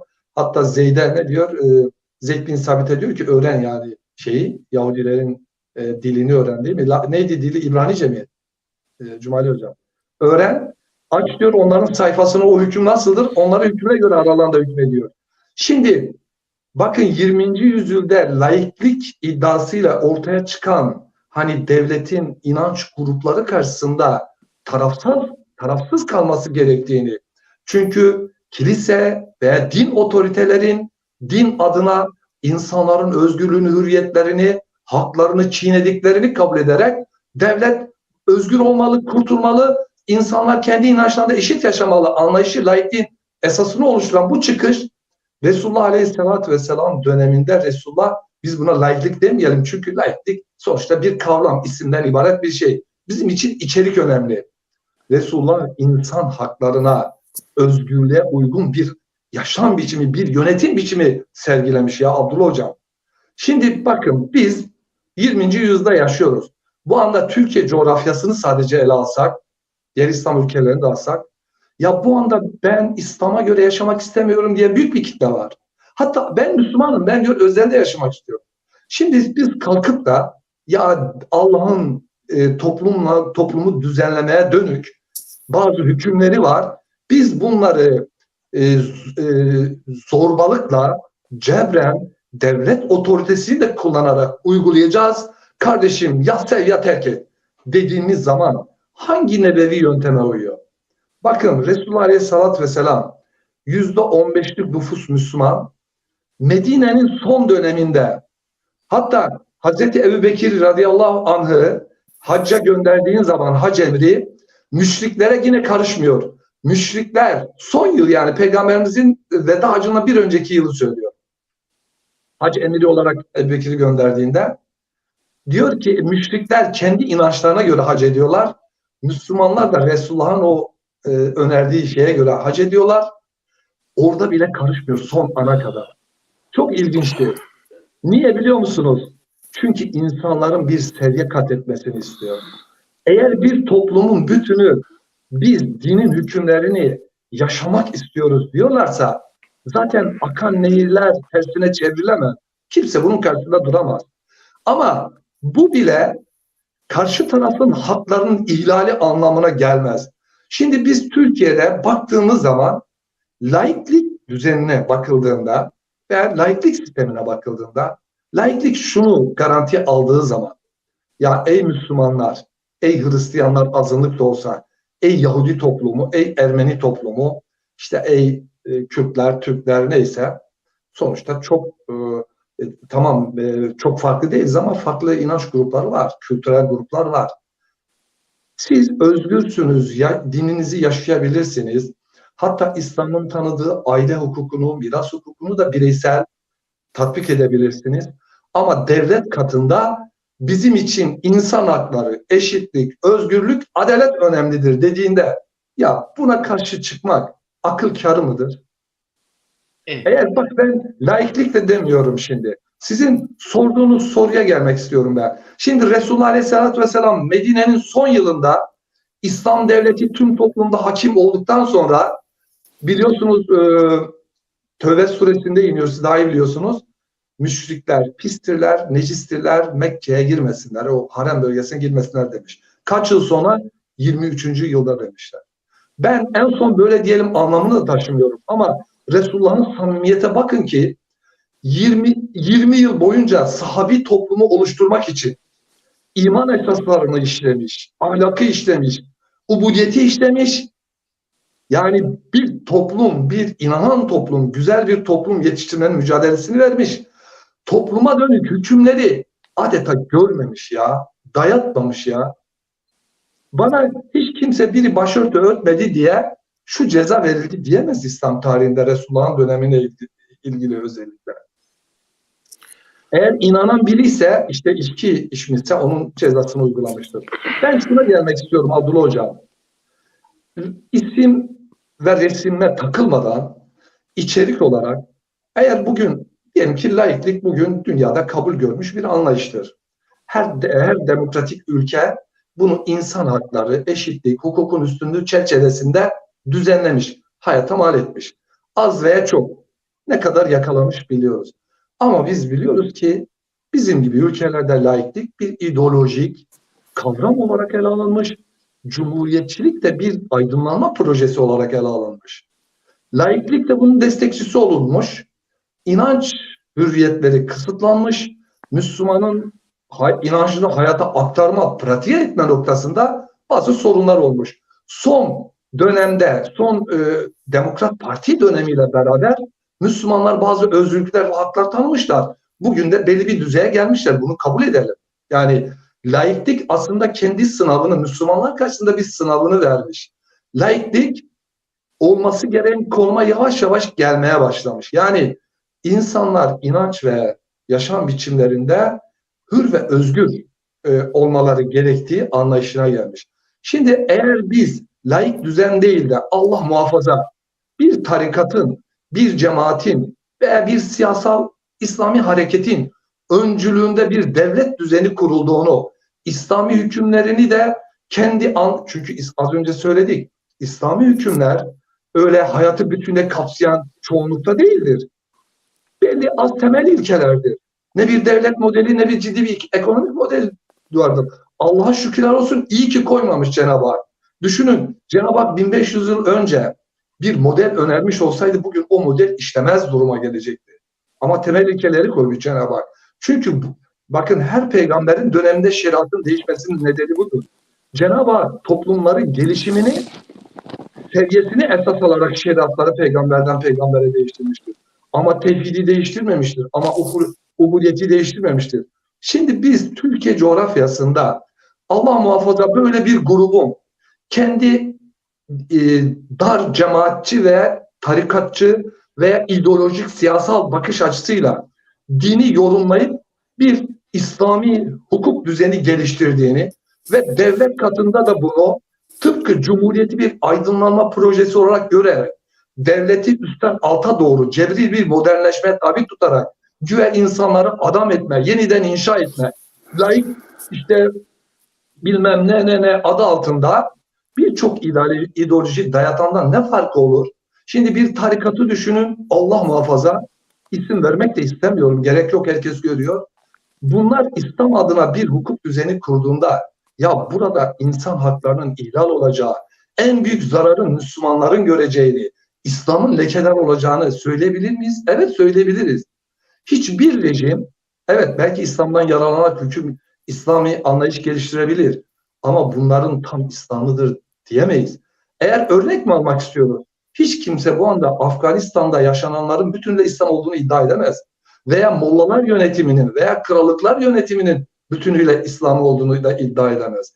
Veya tarikat ve cemaatlerin e, topluma, devlete, siyasal alana ilişkin bakış açılarının da İslam'ı yansıttığını iddia edemez. Evet. Öyleyse çok parçalı, çok gruplu bir dönemde 1500 yıl geçmiş, bu kadar araya mesafe girmiş ve maalesef vahyin özünden kopmuş, ahlaki anlamda İslam'dan kopan bir toplumdan bir şer'i devlet, laik düzeni yıkan bir anlayışla hareketi ne kadar doğru olabilir ya? Bu anlamda o zaman laiklik var ya, bir kurtuluş, bir reçete gibi bakılır ya. Eğer laiklik gerçek anlamıyla uygulanırsa, yani insanlar arasında eşit davransa, bu en başta inandığı gibi yaşamak isteyenlere yararlı olacaktır, biliyor musun? Hocam burada eğer mümkünse şöyle Evet. toparlar mısınız?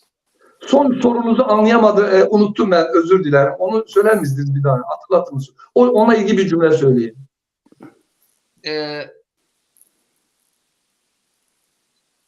Şunu sormuştum. Laikliğin insanlık alemine katkısı Evet. nedir? Zaten bunu da açıkladınız. Evet, yani onun gibi. Ben laiklik insanlık alemine özellikle dini sömürü aracı olarak kullanan, baskı, çıkar, kişisel ihtiras ve hırs adına kullananlardan kurtulma adına insanlık aleminde bir sıçrama olduğunu düşünüyorum. Ama maalesef İslam dünyasında laiklik böyle bir fayda vermekten ziyade maalesef başka hesaplar adına kullanılmıştır. Tam tersi şeklinde kullanmıştır. Bu Batı'ya çok yaramıştır. Laiklik Batı'yı geliştirmiştir. Çünkü Hristiyanlık biliyoruz çok vahim sonuçlar doğurmuştur. Ama biz İslam toplumlar bunu hak etmiyorduk. Laiklik bizde böyle uygulanmamalıydı. Hakkıyla uygulanmalıydı. O Evet. zaman biz de en az Batı kadar bu laiklik ilkesinden faydalanırdık. Ama bütün bunlara rağmen hala biz laikliğin birçok nimetinden yararlanıyoruz. Allah muhafaza, vallahi hacılarla, hocalarla vallahi işimiz çok zordu. Burada hacılar, hocalar yanlış anlamasın. Çok değerli, inandığımız, saygı duyduğumuz vardır. Ama maalesef yanlış kullanılabilirdi yani. Evet hocam, teşekkür ederim. Yani hacı hoca derken ama hoca Özür profesör dilerim, aslında kullanmak istemediğim bir cümleydi. Hacı Yo, hoca yo, onu değil. biraz daha Evet. açarsak yani üniversite hocaları da işin içine giriyor. Hukukçu hocalar Ben da o sözümü giriyor. geri aldım. Ben o sözümü geri aldım. Abdullah Hocam şöyle tamamlayayım. Evet. Yani dini kendi kişisel ihtiras ve ideolojileri, çıkarları için ve dinin özünden kopuk anlayışla yaşayan gruplar, akımlar ve sivil toplum örgütleri Sofistayler, nasıl? sofistayler, Her neyse bunları kastediyorum. Yoksa ben biliyorum çok imanlı, inançlı bir İslami kitle var ve cemaatler içinde de bu var. Ama maalesef egemen olan başka şeyler.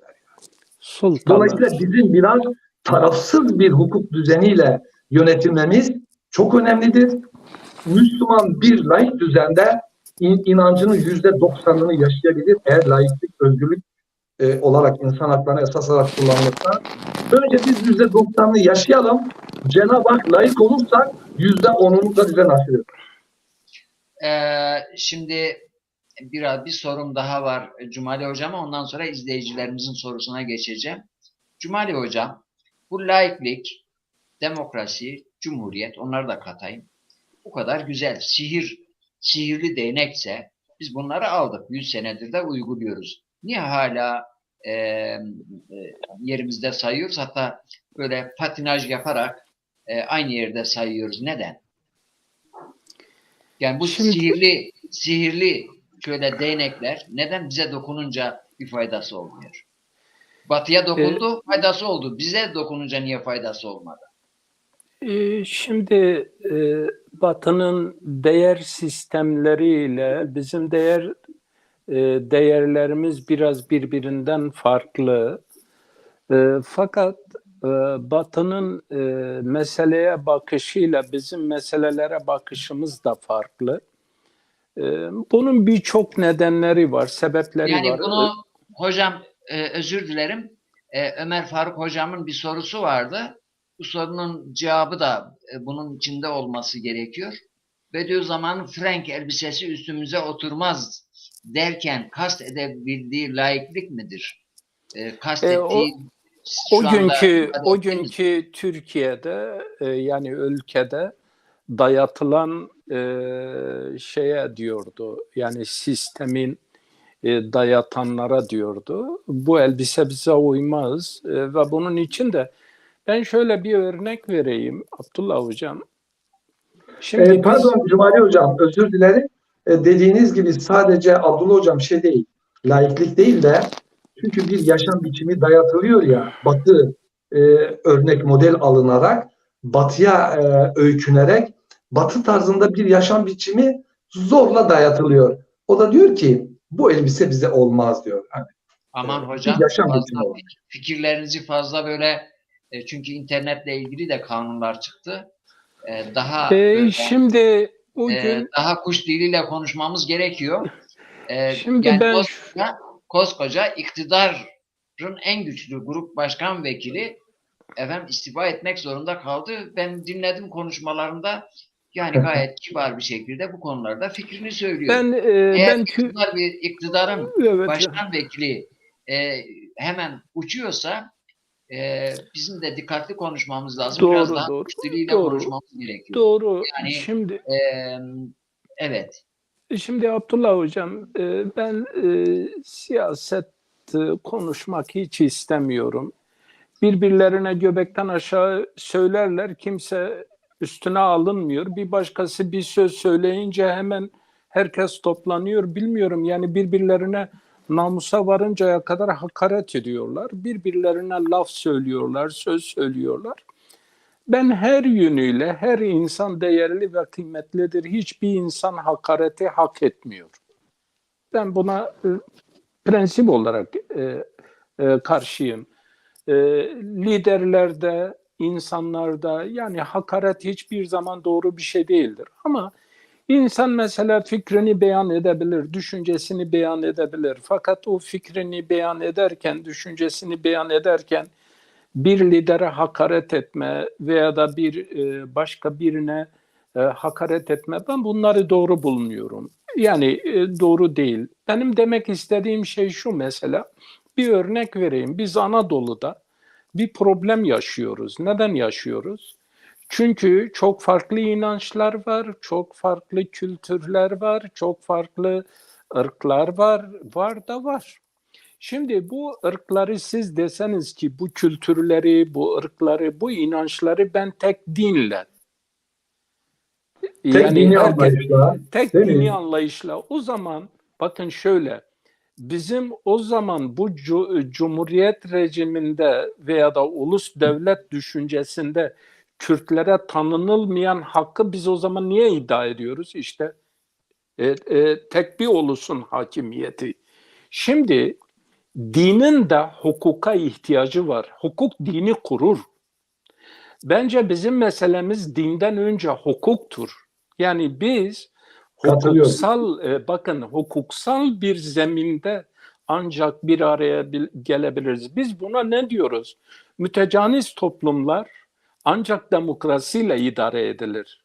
Aynen. Yani tek bir ideoloji, tek bir dini inanç, tek bir mezhepsel şeyle idare edilmez. Hukuk bunların hepsi için, ama bu hukuk böyle Biz de taraf hukuk. demokrasiyle idare ediliyoruz yani şimdi Yo, Türkiye'de bunlar demokrasiyle idare ediliyoruz. Abdullah Hocam, bunlar hepsi çocuk oyuncağı, yani kandırma. Yani demokrasi dediğin bir şey, bakın demokrasinin 10 tane maddesi var, bizde sadece bir tanesi var, sandığa gitme. Diğer 9'u nerede? Yani biz sandığa gitmeyi demokrasi olarak görmüşüz. Hocam Demokrasi öyle. laikliğin kaç maddesi var? Onun da birkaç tane maddesi var. Şimdi koyarsak Kaçı uygulanıyor? bir tanesi vardır. Mesela şu anda benim ideolojimdensen mesela bitti. Yani şu anda bizdeki laik anlayış. Bakın İsveç'te kiliseler var, camiler var, havralar var.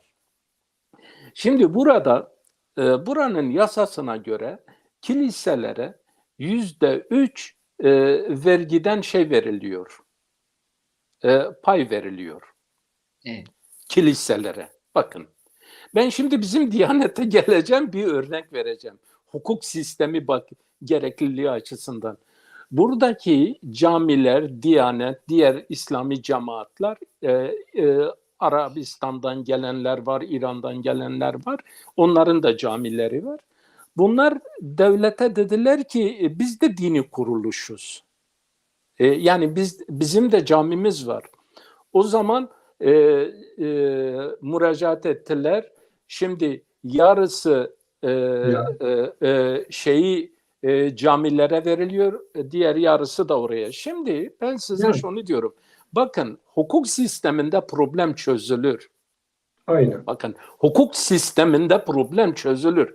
Benimle senin aramızda biz ikimiz bak kardeşiz. Aynı babadan, aynı anneden. Hukukta bir problem, yani malda veya da menkulde, gayrimenkulde bir problemimiz oluyor. Din bunu çözmüyor. İkimiz de Müslümanız. Ama Evet. bize hukuk gerekiyor. Yani bana göre şu anda yani dünyada bu kadar internetle küreselleşen bir dünyada hukuk sistemi her şeyden elzemdir, önemlidir. Hukuk sisteminin de doğuracağı en önemli şeylerden biri de Hocam bir ahlaki izleyicimiz görüntü gitti diyor ama ahlaki işte, müeyyidelerdir. görüntüde bir sorun varsa diğer izleyicilerimiz de Ben söyleyebilirler. sizi Evet, ben net görüyorum ama evet. tabii ki izleyicilerimizin de sorularına belki tam cevap veremedik ama bu bizim Estağfurullah hocam. bilgim, Gayet aydınlatıcı bizim cevaplar verdiniz. evet, evet. Gayet E, aydınlatıcı. Yani Burada onlara da çok teşekkür ediyoruz. Hele hocam, evet, buyurun, buyurun. hocam bir dakika. Bazı sorular var. Ben görmeye çalışayım. Not etmedim. Şurada mesajlarda. E, Genel olarak şu soruluyor. Soruların hepsinin içinde şu var. Hmm, İslam diniyle laiklik, İslami sistemle laiklik entegre edilebilir mi? Aynı yoksa edilemez mi? Yani İslam dininin mesela laik bir İslam e, devleti olabilir mi? E, Olamaz mı? İslam yani zaten kendi hukuk sistemiyle getirdiği kurallar, Kur'an'da ve sahih sünnette e, ki Efendimizin uygulamaları, biz iki tane görüyoruz. Biri Kur'an'ı görüyoruz, biri de Efendimiz'i sallallahu aleyhi ve sellemin yaşantısına bakarak ancak hakları ve hürriyetleri, problemleri çözmeye çalışırken önce bu ikisine bakarız. Bu ikisinde göremediklerimizi Ama e, hocam bakınız şurada bir sorun var. evet, Diyelim ki e, ona geleceğim. A devleti. Hocam sorumu tam sorayım. A devleti. İsmi İslam devleti diyor. Orada farklı mezheplerde insanlar yaşıyor. Devletin de anayasası bir mezhebe göredir. Bu bir bu e, yani İslam'ın kapsayıcı adil hukuk sistemine uyar mı? Mesela Yok, o işte. yok, Uymaz. yok. Yani Peki bir soru daha. Bir soru evet, daha. Hocam e, şunu diyebilir miyiz? Türkiye'de belli bir dönemde laiklik halkı dinsizleştirmeye e, aracı olarak kullanılmıştır diyebilir miyiz? Belli bir dönemde. Bunu merhum Aziz Nesin'in ifadesiyle söyleyeyim. Diyor ki bunu dinsizlik olarak görmemek, diyor, ya aptal olmak lazım ya da dindar olmamak lazım. Evet. Bünyamin Hocam, şimdi sorum size izleyicilerden aldığım sorular var. Kısa kısa soruyorum. Böyle az öz. Laiklik, bizdeki laiklikle Avrupa'daki laikliğin bir alakası var mı? Bir benzerliği var mı? Veyahut ayrıştığı nokta var mı? Böyle net. Yani tabii benzer tarafları var. İkisi de işte dünyevi anlayışlara hitap ediyor. Akıl bilime esas alıyor. Ama orada laiklik biraz daha insan hakları, özgürlük, eşitlik, inanç grupları karşısında tarafsız olma gibi anlayışlara dayalı olarak uygulandı. Hukuk düzeni öyle geliştirildi.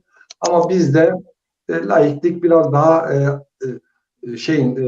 asıl laikliğin öngördüğü anlayıştan uzaklaşarak biraz daha ideolojik bir dünyevi görüşü, bir batılılaşma tarzını, bir yaşam biçimini değiştirmeyi, bir aydınlanma projesi, daha kısa ifadeyle bir aydınlanma projesi gibi ele alındı yani. Onun sıkıntıları Laiklik oldu. halkı İslam'dan uzaklaştırma aracı olarak kullanıldı mı? Kullanıldı kısmen, bunu görüyoruz yani. Numari Hocam da dedi, bu görünen bir şey. E, Yani İslam'dan uzaklaştırma projesi olarak da uygulandı yani. Ee, Çünkü zorla hocam, dayatıldı. İslam evet, adına ortada hizmet edenlerin önü kesildi, hapislere atıldılar, işte ceza aldılar, yasaklandı. Ta son yıllara kadar başörtüsü bile yasaktı yani. Laiklik bu hocam, olmamalı yani. Yalnız bir e, cümle Abdullah Hocam. Hani dediniz ya, laiklik laik bir dini şey olabilir mi? Onunla ilgili bir cümle söylemek istiyorum. Bana evet, kalırsa İslam hukuku hakim olsa bile tüm diğer inanç ve yaşam biçimlerine özgürlük ve hak tanınmalıdır. İslam bunu veriyor diye düşünüyorum. Yani ben adını şu bu koymuyorum ama her yaşam biçimine sahip inanç grupları kendi inançlarına, yaşam tarzlarına uygun genel ahlaki kurallara uymak koşuluyla yaşayabilirler. İslam onlara özgürlük tanır. Çünkü Allah kendini inkar etme hakkı bile veriyor insana. Sen evet, inkar etme diyemezsin yani. Allah evet, kendisini sorgulamaya açıyor. Sen sorgulama ama diyemezsin. Yalnız hukuk düzenlerinde şey var Abdullah Hocam. Hani hukuk düzeni kurulurken beslendiği ilkeler çok önemli. Yani mesela diyelim ki laik hukuk düzeninde genelde dinden çok şeyden daha dünyevi bilgiler esas alınır. Daha akıl, bilim. Dini toplumlarda, hükümlerde daha çok dinden beslenir. Ama bu şu anlama gelmemeli.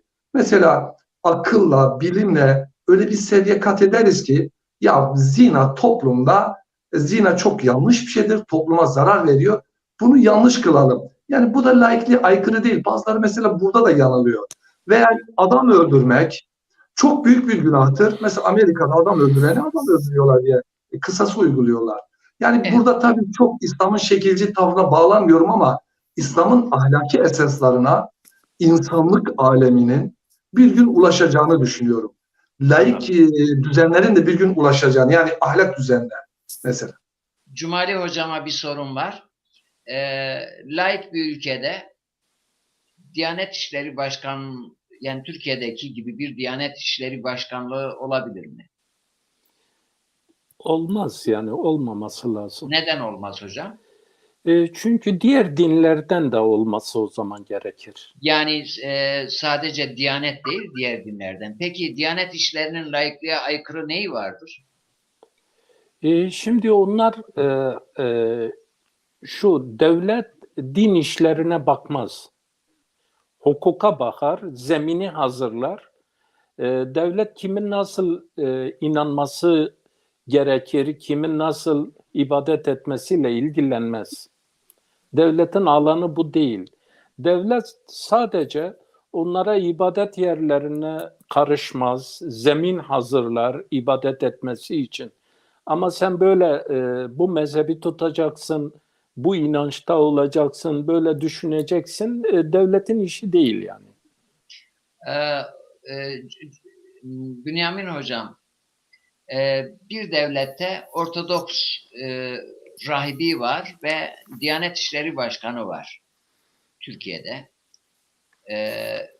Arada yani sistem olarak laikliğe hangisi aykırıdır? Mesela Ortodoks rahibinin kilise papaz Ortodoks patriğinin olması laikliğe aykırı değildir de şeyin olması, Diyanet İşleri Başkanı'nın olması laikliğe neden aykırıdır? Evet. Şimdi aslında böyle laiklik içi zamanla doldurulmuş bir kavramdır da aynı zamanda.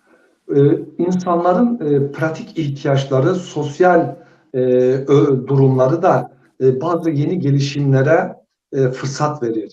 Böyle laiklik deyip bütünüyle böyle her şeye kapalı olmak, salt olmak da doğru değildir. Ben madem toplumun bir dini talebi var ve dinini yaşamak istiyorsa bunu her biri kendisi tek başına karşılamakta zorlanabilir. Hele bizim gibi ülkelerde merdiven altı dini Diyanet işleri çıkabilir. Yani siz bugün Diyanet işleri olmasa birçok merdiven altı kurumlar çıkabilir. Veya bu Ortodoks Hristiyanlar için de söz konusudur. Dinin ama tabii Diyanete devletin az önce Cumali Hocam'ın dediği gibi evet Diyanet kurulmalı ama ilkeleri de özgürlük ve dinin esasları doğrultusunda oluşturulmalı. Mesela devlet dinin bakış açısına müdahale etmemeli, dinin uygulanma alanına karışmamalı, dini siyasete kullanmamalı, devleti tahkim etme, devleti güçlendirme gibi kullanmamalı. Yani siyasette dışı kalmalı Diyanet. Hocam burada parantez içinde mesela Emeviler döneminde, Abbasiler döneminde geçmişte verilen fetvalara baktığımızda hep idarelerin maslahatı doğrultusunda verilmiştir ve katliamlar işlenmiştir. Bunları veren de o Şeyhülislamlardır. Yani Şimdi de Diyanet'tir, başkalarıdır. Ben laik bir ülkede Diyanet gibi veya Hristiyanların veya Yahudilerin veya başka inanç gruplarının taleplerinin karşılanmasını, bunun da örgütlü bir yolla karşılanmasından yanayım.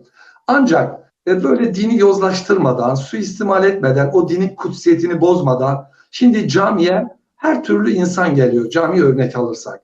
Ya farklı siyasal anlayışlara sahipler de geliyor. Az dindar olanlar, çok dindar olanlar da geliyor. Dolayısıyla mesela cami bir grubun, bir mezhebin, bir tarikat anlayışının veya bir siyasal bakış açısının etkisinde olmamalı. Yani bu mesela dine zarar verir. Şimdi bak Diyanet işleri olmalı ama daha bir dinin kutsiyetine uygun bir yapılanmayla var olmalıdır diye düşünüyorum. Bu Ortodoksi için de geçerli, kiliseler için de geçerli. Aksi halde insanlar yanlış taleplere başvurabilir, yani yanlış şeyleri kapılarını çalabilirler.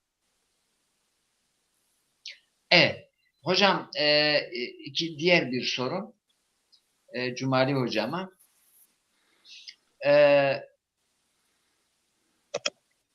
İsimlendirme yaparak direkt sorayım ki sorum anlaşılsın. Türkiye'de Ortodoks patriğini kendi cemaati seçiyor. Ama Diyanet İşleri Başkanı'nı direktmen devlet atıyor. Şu anda bildiğim kadarıyla Cumhurbaşkanı direkt atıyor. Atamayladır. Bu laikliğe aykırı değil midir hocam? Aykırıdır. Çünkü şöyle, yani burada atamalar madem ki diğerleri seçimle seçiliyor, neden bu %90 dediğimiz Müslüman olan bir ülkede kendi din adamını, kendine dini rehberini neden bir seçimle olmasın da bir atamayla olsun? Yani atamayla olan şey emir alır ama eğer seçimle olursa özgür ve hür olur. O zaman emrinde olmaz. Yani ben böyle düşünüyorum. Yani en azından dini temsil eden ulemanın bir ulema heyetinin Bunda farklı dinler de olabilir, mezhepler de olabilir, inançlar da olabilir. Seçim sistemiyle gelmesini uygun görüyorum, daha iyi görüyorum. Evet hocam, teşekkür ederim. Ben de teşekkür ederim. Son soru olsun Bünyamin hocama. Bünyamin hocam, Türkiye'de laikliğin olarak, yani müdahaleci laikliğin, baskıcı laikliğin en sıkı bir şekilde uygulandığı bir dönemde Diyanet İşleri Başkanlığı'nın kurulması aslında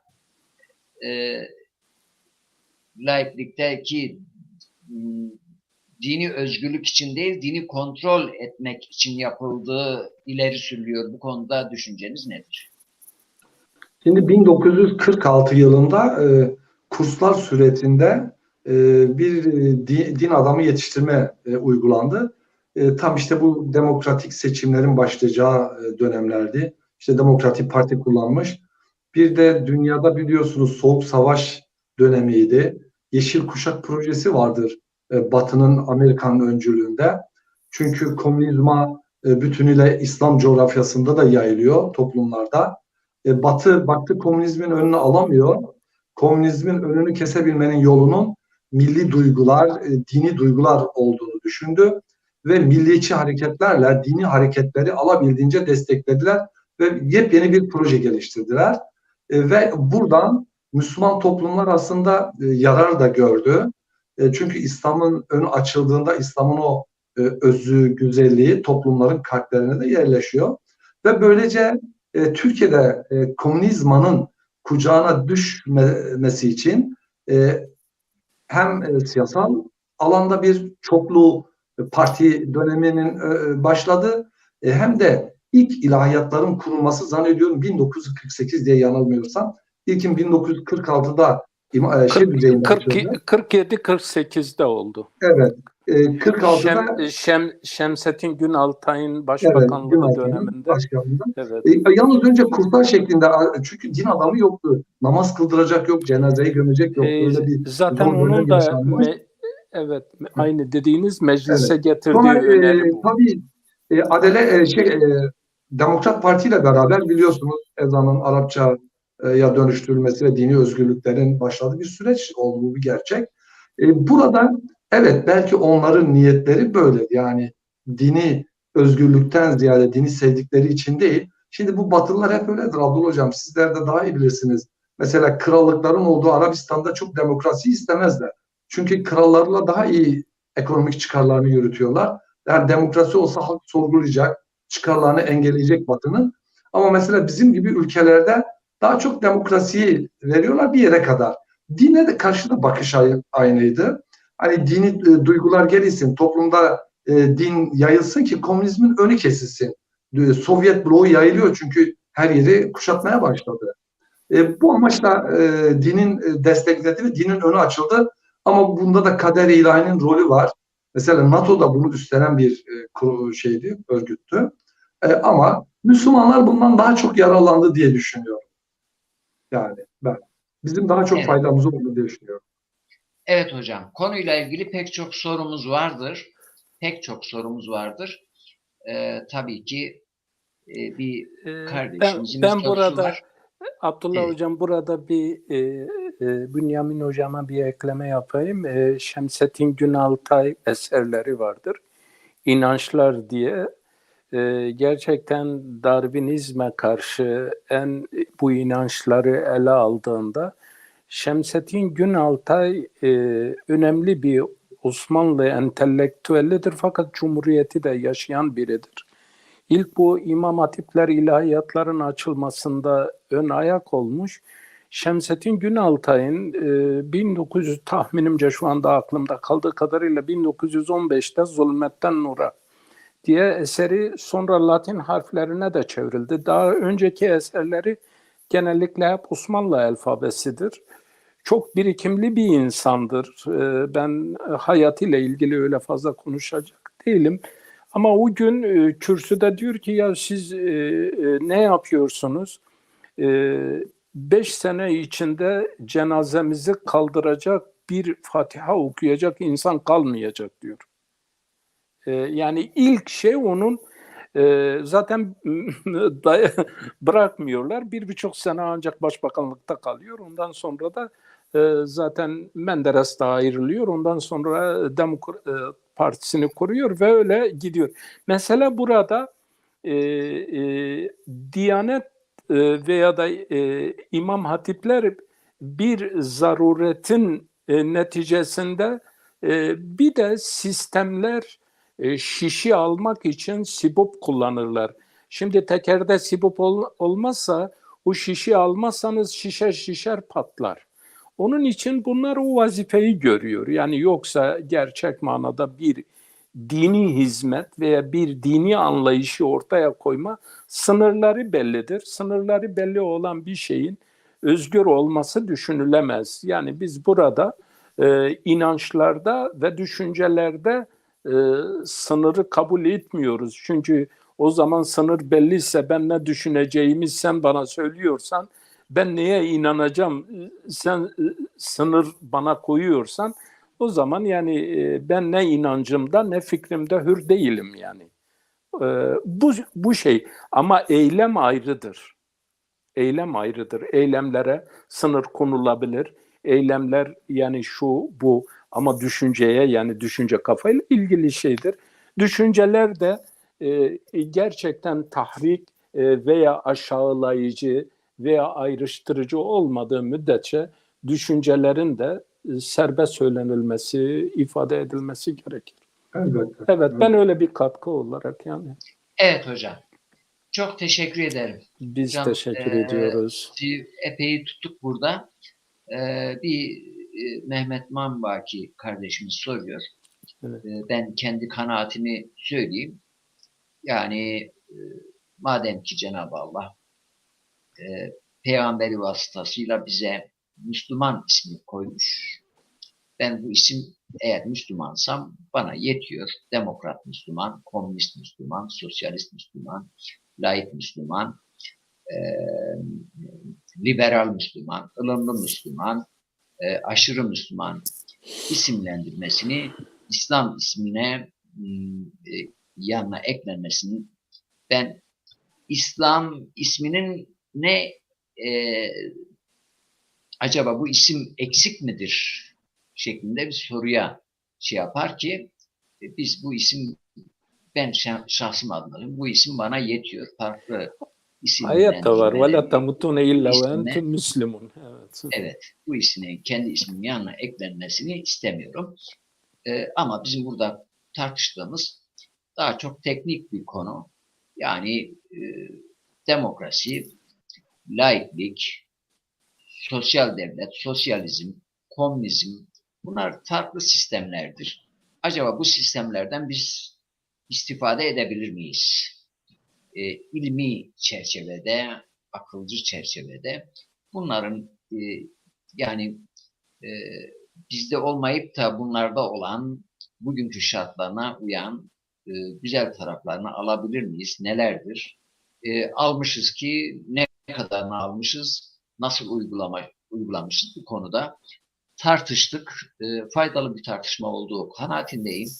Değerli hocam Bünyamin Bayram Bey'e, değerli hocam Cumali Karaman Bey'e burada teşekkürlerimi arz ediyorum. Biz de Burhanettin Dağ teşekkür hocam ederiz. son anda işi çıktı. İzleyicilerden özür diledi. İnşallah bir dahaki programda kendisi de dahil olacak. Bu programla veyahut izleyicilerimizin sizlerin önereceği yeni bir farklı bir güncel programla tekrar bir salı akşamda izleyicilerimizin huzurunda olacağız. Hocam programdan ayrılırken son sözünüzü alayım Cumali Hocam. İzleyicilere, dinleyicilere teşekkürler ederiz. Sağlık, sıhhat temennileriyle Rabbim cümlemize adil, gerçekten müreffeh, hak ve hukuka dayalı bütün insanlığa bunu nasip etsin. İnsanlık yani insanca yaşamayı, hepimize insanca yaşayabileceğimiz sistemleri bize nasip etsin. İnsanca yaşayabileceğimiz sistemleri nasip etsin. Eyvallah. Bünyamin Hocam, konuyla ilgili Evet. makalenizi biz sabırsızlıkla bekliyoruz. İnşallah Bingöl Online'da ne zaman yayınlanacak? Bu da bir önceki hafta bu demokrasi, laiklik ve İslam'la ilgili yayınladım. Laikliğin Müslümanlarla sınavı adında önümüzdeki hafta içinde yayınlayacağım inşallah. Hocam sizi yakın takibe Laikliğin almışız. Müslümanlarla Yani sınavı. sizi yakın takibe almışız. Ya Allah razı Vallahi olsun. Estağfurullah. evet. Ben teşekkür ederim. Güzel yayınlar Makale daha yapıyorsunuz. yayınlanmadan biz konuyu tartışmaya açıyoruz. Aynen öyle. Yok zaten güzel yayınlarınız bayağı bir seviye kat etti. Yani Teşekkür gerçekten ediyorum. ben de haz Yani olarak katılıyorum. Haz alarak katılıyorum. sizin gibi değerli dostlarımızdan birçoğu makalelerini yayınlamadan önce benimle paylaşıyorlar. Hatta bir dostum konuyla ilgili bir makalesini 2 senedir üzerinde çalışıyor. Oo. Yayınlamadı ama paylaşıyor. Heyecanla bekliyoruz böyle bu tip çalışmaları, dostlarımızın ilmi çalışmalarını, İnşallah. fikri çalışmalarını bekliyoruz. Cumali Hocam'ın da şiirleri var. Evet, Ve yetenekleri var. bestelenen şiirler var. Onları Evet. takibe almışız. İnşallah. Fakat Vallahi ben ikinizin Zazaca şiirlerine de hayranım, onu söyleyeyim. eyvallah. Ben özellikle Zazaca okuyorum yani. Birkaç kere okuyorum hatta. Bazı şeyler biraz bu mesela müzikle ilgili konuşmada problem olmuyor ama müzikte saz varsa, söz varsa ikisi birlikte bu internet üzerinde yayın yaptığımızda kalitesi çok düşüyor. Abdullah Hocam, Evet. o sizin programınızla ilgili bir şey söylemek istiyorum. Ne? Gerçekten çok takdire değer bir program. Yani o gençlerle öyle güzel bir program yapıyorsunuz. Biraz daha formatında daha da şeye gidebilirsiniz. Bunu yani bir divan tarzı sohbete dönüştürerek, yani o musiki cemiyeti gibi daha renklendirerek çok güzel, yani harika bir program. Yani İnanın şimdi, ben onu bu programımızdan daha çok önemsiyorum. eyvallah. Ben şimdi Yani ilahiyatçıyım. Ben şuna inanıyorum. Dini camiye hapsetmemek lazım. Müslümanları camiye hapsetme, insanları camiye hapsetmemek lazım. Hayatın her sahasına şu sıfatımla saz çalan gençlerimizin de arasına gitmeyi ben burada niye istiyorum. gülüyorum? Abdullah Evet. Hocam, niye gülüyorum? Bediüzzaman diyor ki musikinin dinde hissesi %4'tür, siyasetin %1'dir. Evet. Bakın, yani musiki, ya Kur'an bir kere şiir değildir ama şiirsel şeyi vardır. Musiki değildir ama insana Kur'an'ın iç musikisi vardır. Yani Onun için nesir olarak okunmuyor, nazım olarak okunuyor. ya nazım olarak okunuyor. Yani halen biz, yani ilahiyatçı, sen cesaretlisin. Ben bile o cesaretimi göstermeye çalıştım. Şiir yazmaya başladım. Baktım, dedim olmuyor, ben bu defa seslendireyim. Şimdi Evet. de diyorum keşke ben de saz çalmasını bilseydim, bir enstrüman, bir tanesini, sadece bir tanesini, yani bir kaval çalabilseydim. Bir ney çalabilseydim. Yani biz Yani çocuklarımıza ne musiki bir namına sanat, bir beceri kazandırıyoruz, ne spor Maalesef. namına bir beceri Maalesef. kazandırıyoruz. yani Ne böyle dalsız budaksız bir nesil yetişiyor. Yani yetişiyor. dalı yok ama böyle kavak ağacı gibi dik yukarıya doğru gitmenin bir anlamı yok. Meyveye dursun. Evet. Ama takdir edersiniz ki genç gibi bir yerde 2-3 tane şairi bir araya getirmek, 2-3 tane Harika saz yani. söyleyeni bir araya getirmek çok zor bir şeydir. Yani Bir yoktur. de Olanları Abdullah bir Hocam. araya getiriyoruz. Yani Evet, benim harika benim yani. benim finansımızı sağlarsanız Bingöl'e ya da İstanbul'a götürürseniz çok daha kaliteli bir şey ortaya çıkarabiliriz.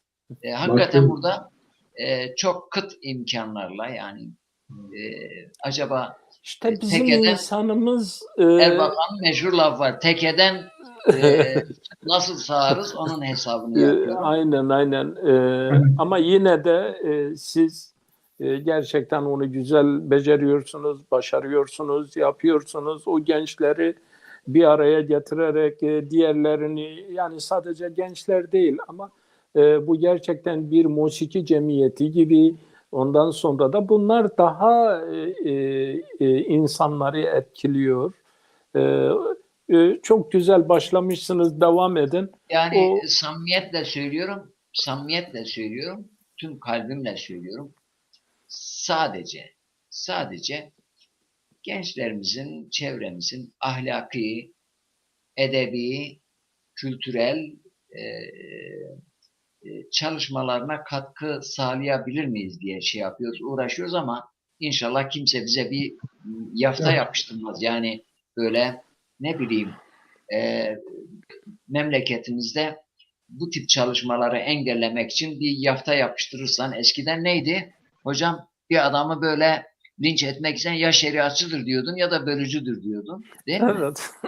Şimdi de Bence farklı yaftalar çıkmış. İnşallah kimse bu e, böyle bir yafta yapıştırmaz. biraz onun Çalışmalarımız zamanı geçti. Biraz da toplum artık herkesin elinde böyle iPhone'lar var, telefonlar var. Zaten bana söylediği şey zaten kendisi yaşıyor yani. yani Kendisi yani evet. e, yani bugün e, insanlara en büyük yasak biliyor musun nedir? Bugün elinden telefonu almak.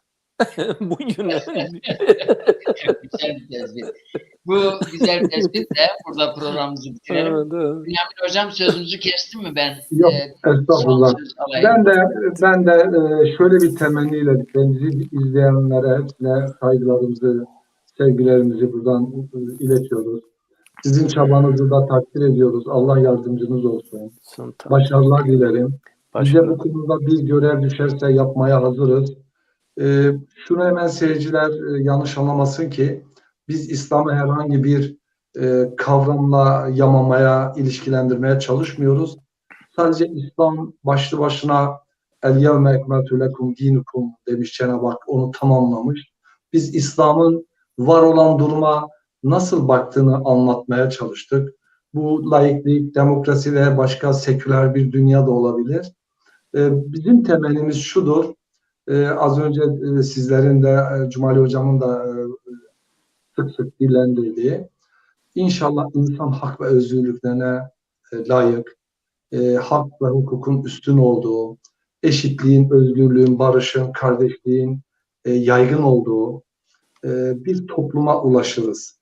Ve İslam'ı daha kendi özüne uygun, İslam'ın ruhuna uygun bir yaşantı içine gireriz. Doğru İslamiyet'i ve İslamiyet'e layık bir doğruluğun toplumda görünür olmasını diliyoruz. Bu çok önemlidir. Diğer insanlara bunu, güzelliklerini gösterebilmemiz çok önemlidir. Çatışmadan, kavgadan daha çok bütünleştirici olmamız gerekiyor. Barış ve sevgi ve kardeşliği çok vurgulamamız gerekiyor. Alabildiğine eşitliği, kardeşliği, özgürlüğü ön plana çıkarmamız gerekiyor. Bunun mevcut bu ülkemizde, mevcut sistem içinde bunun yolunu bulmak gerekiyor. Bunu ne kadar geliştirirsek insanımız o kadar rahatlar yani diye düşünüyorum. Laiklik yine hemen söylüyorum bir devlet kuralı, devlet ilkesidir. Devletin hukuk düzeniyle ilişkili bir durumdur. Kişilerin inanması veya reddetmesi gereken bir sistem değildir. İnançla ilgili bir konu değildir. İnsanlar ne inanırlarsa o inançlarını oluşturur. Laiklik bir inançla ilgili bir konu değildir. Devletin bir teknik düzenidir. Yani böyle bakmalarını gerekiyor. Evet. Çok teşekkür ederiz. İyi akşamlar diliyorum. Çok Hepinize ben de iyi akşamlar dilerim. Böyle Ben de öyle. hocalarımızı görmüşken konuyu getirdiği böyle bir sohbet oluştu. Umarım faydalı olmuştur. Buradan huzurunuzdan ayrılırken tekrar istirham ediyorum. Bizi destekleyin.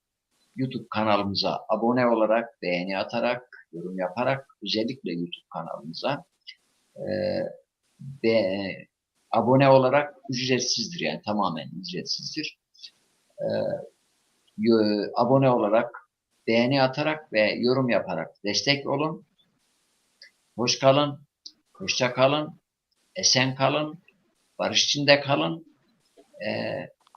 Hakka, hukuka, adalete teslim olan Müslüman olarak kalın. Selamun Aleyküm.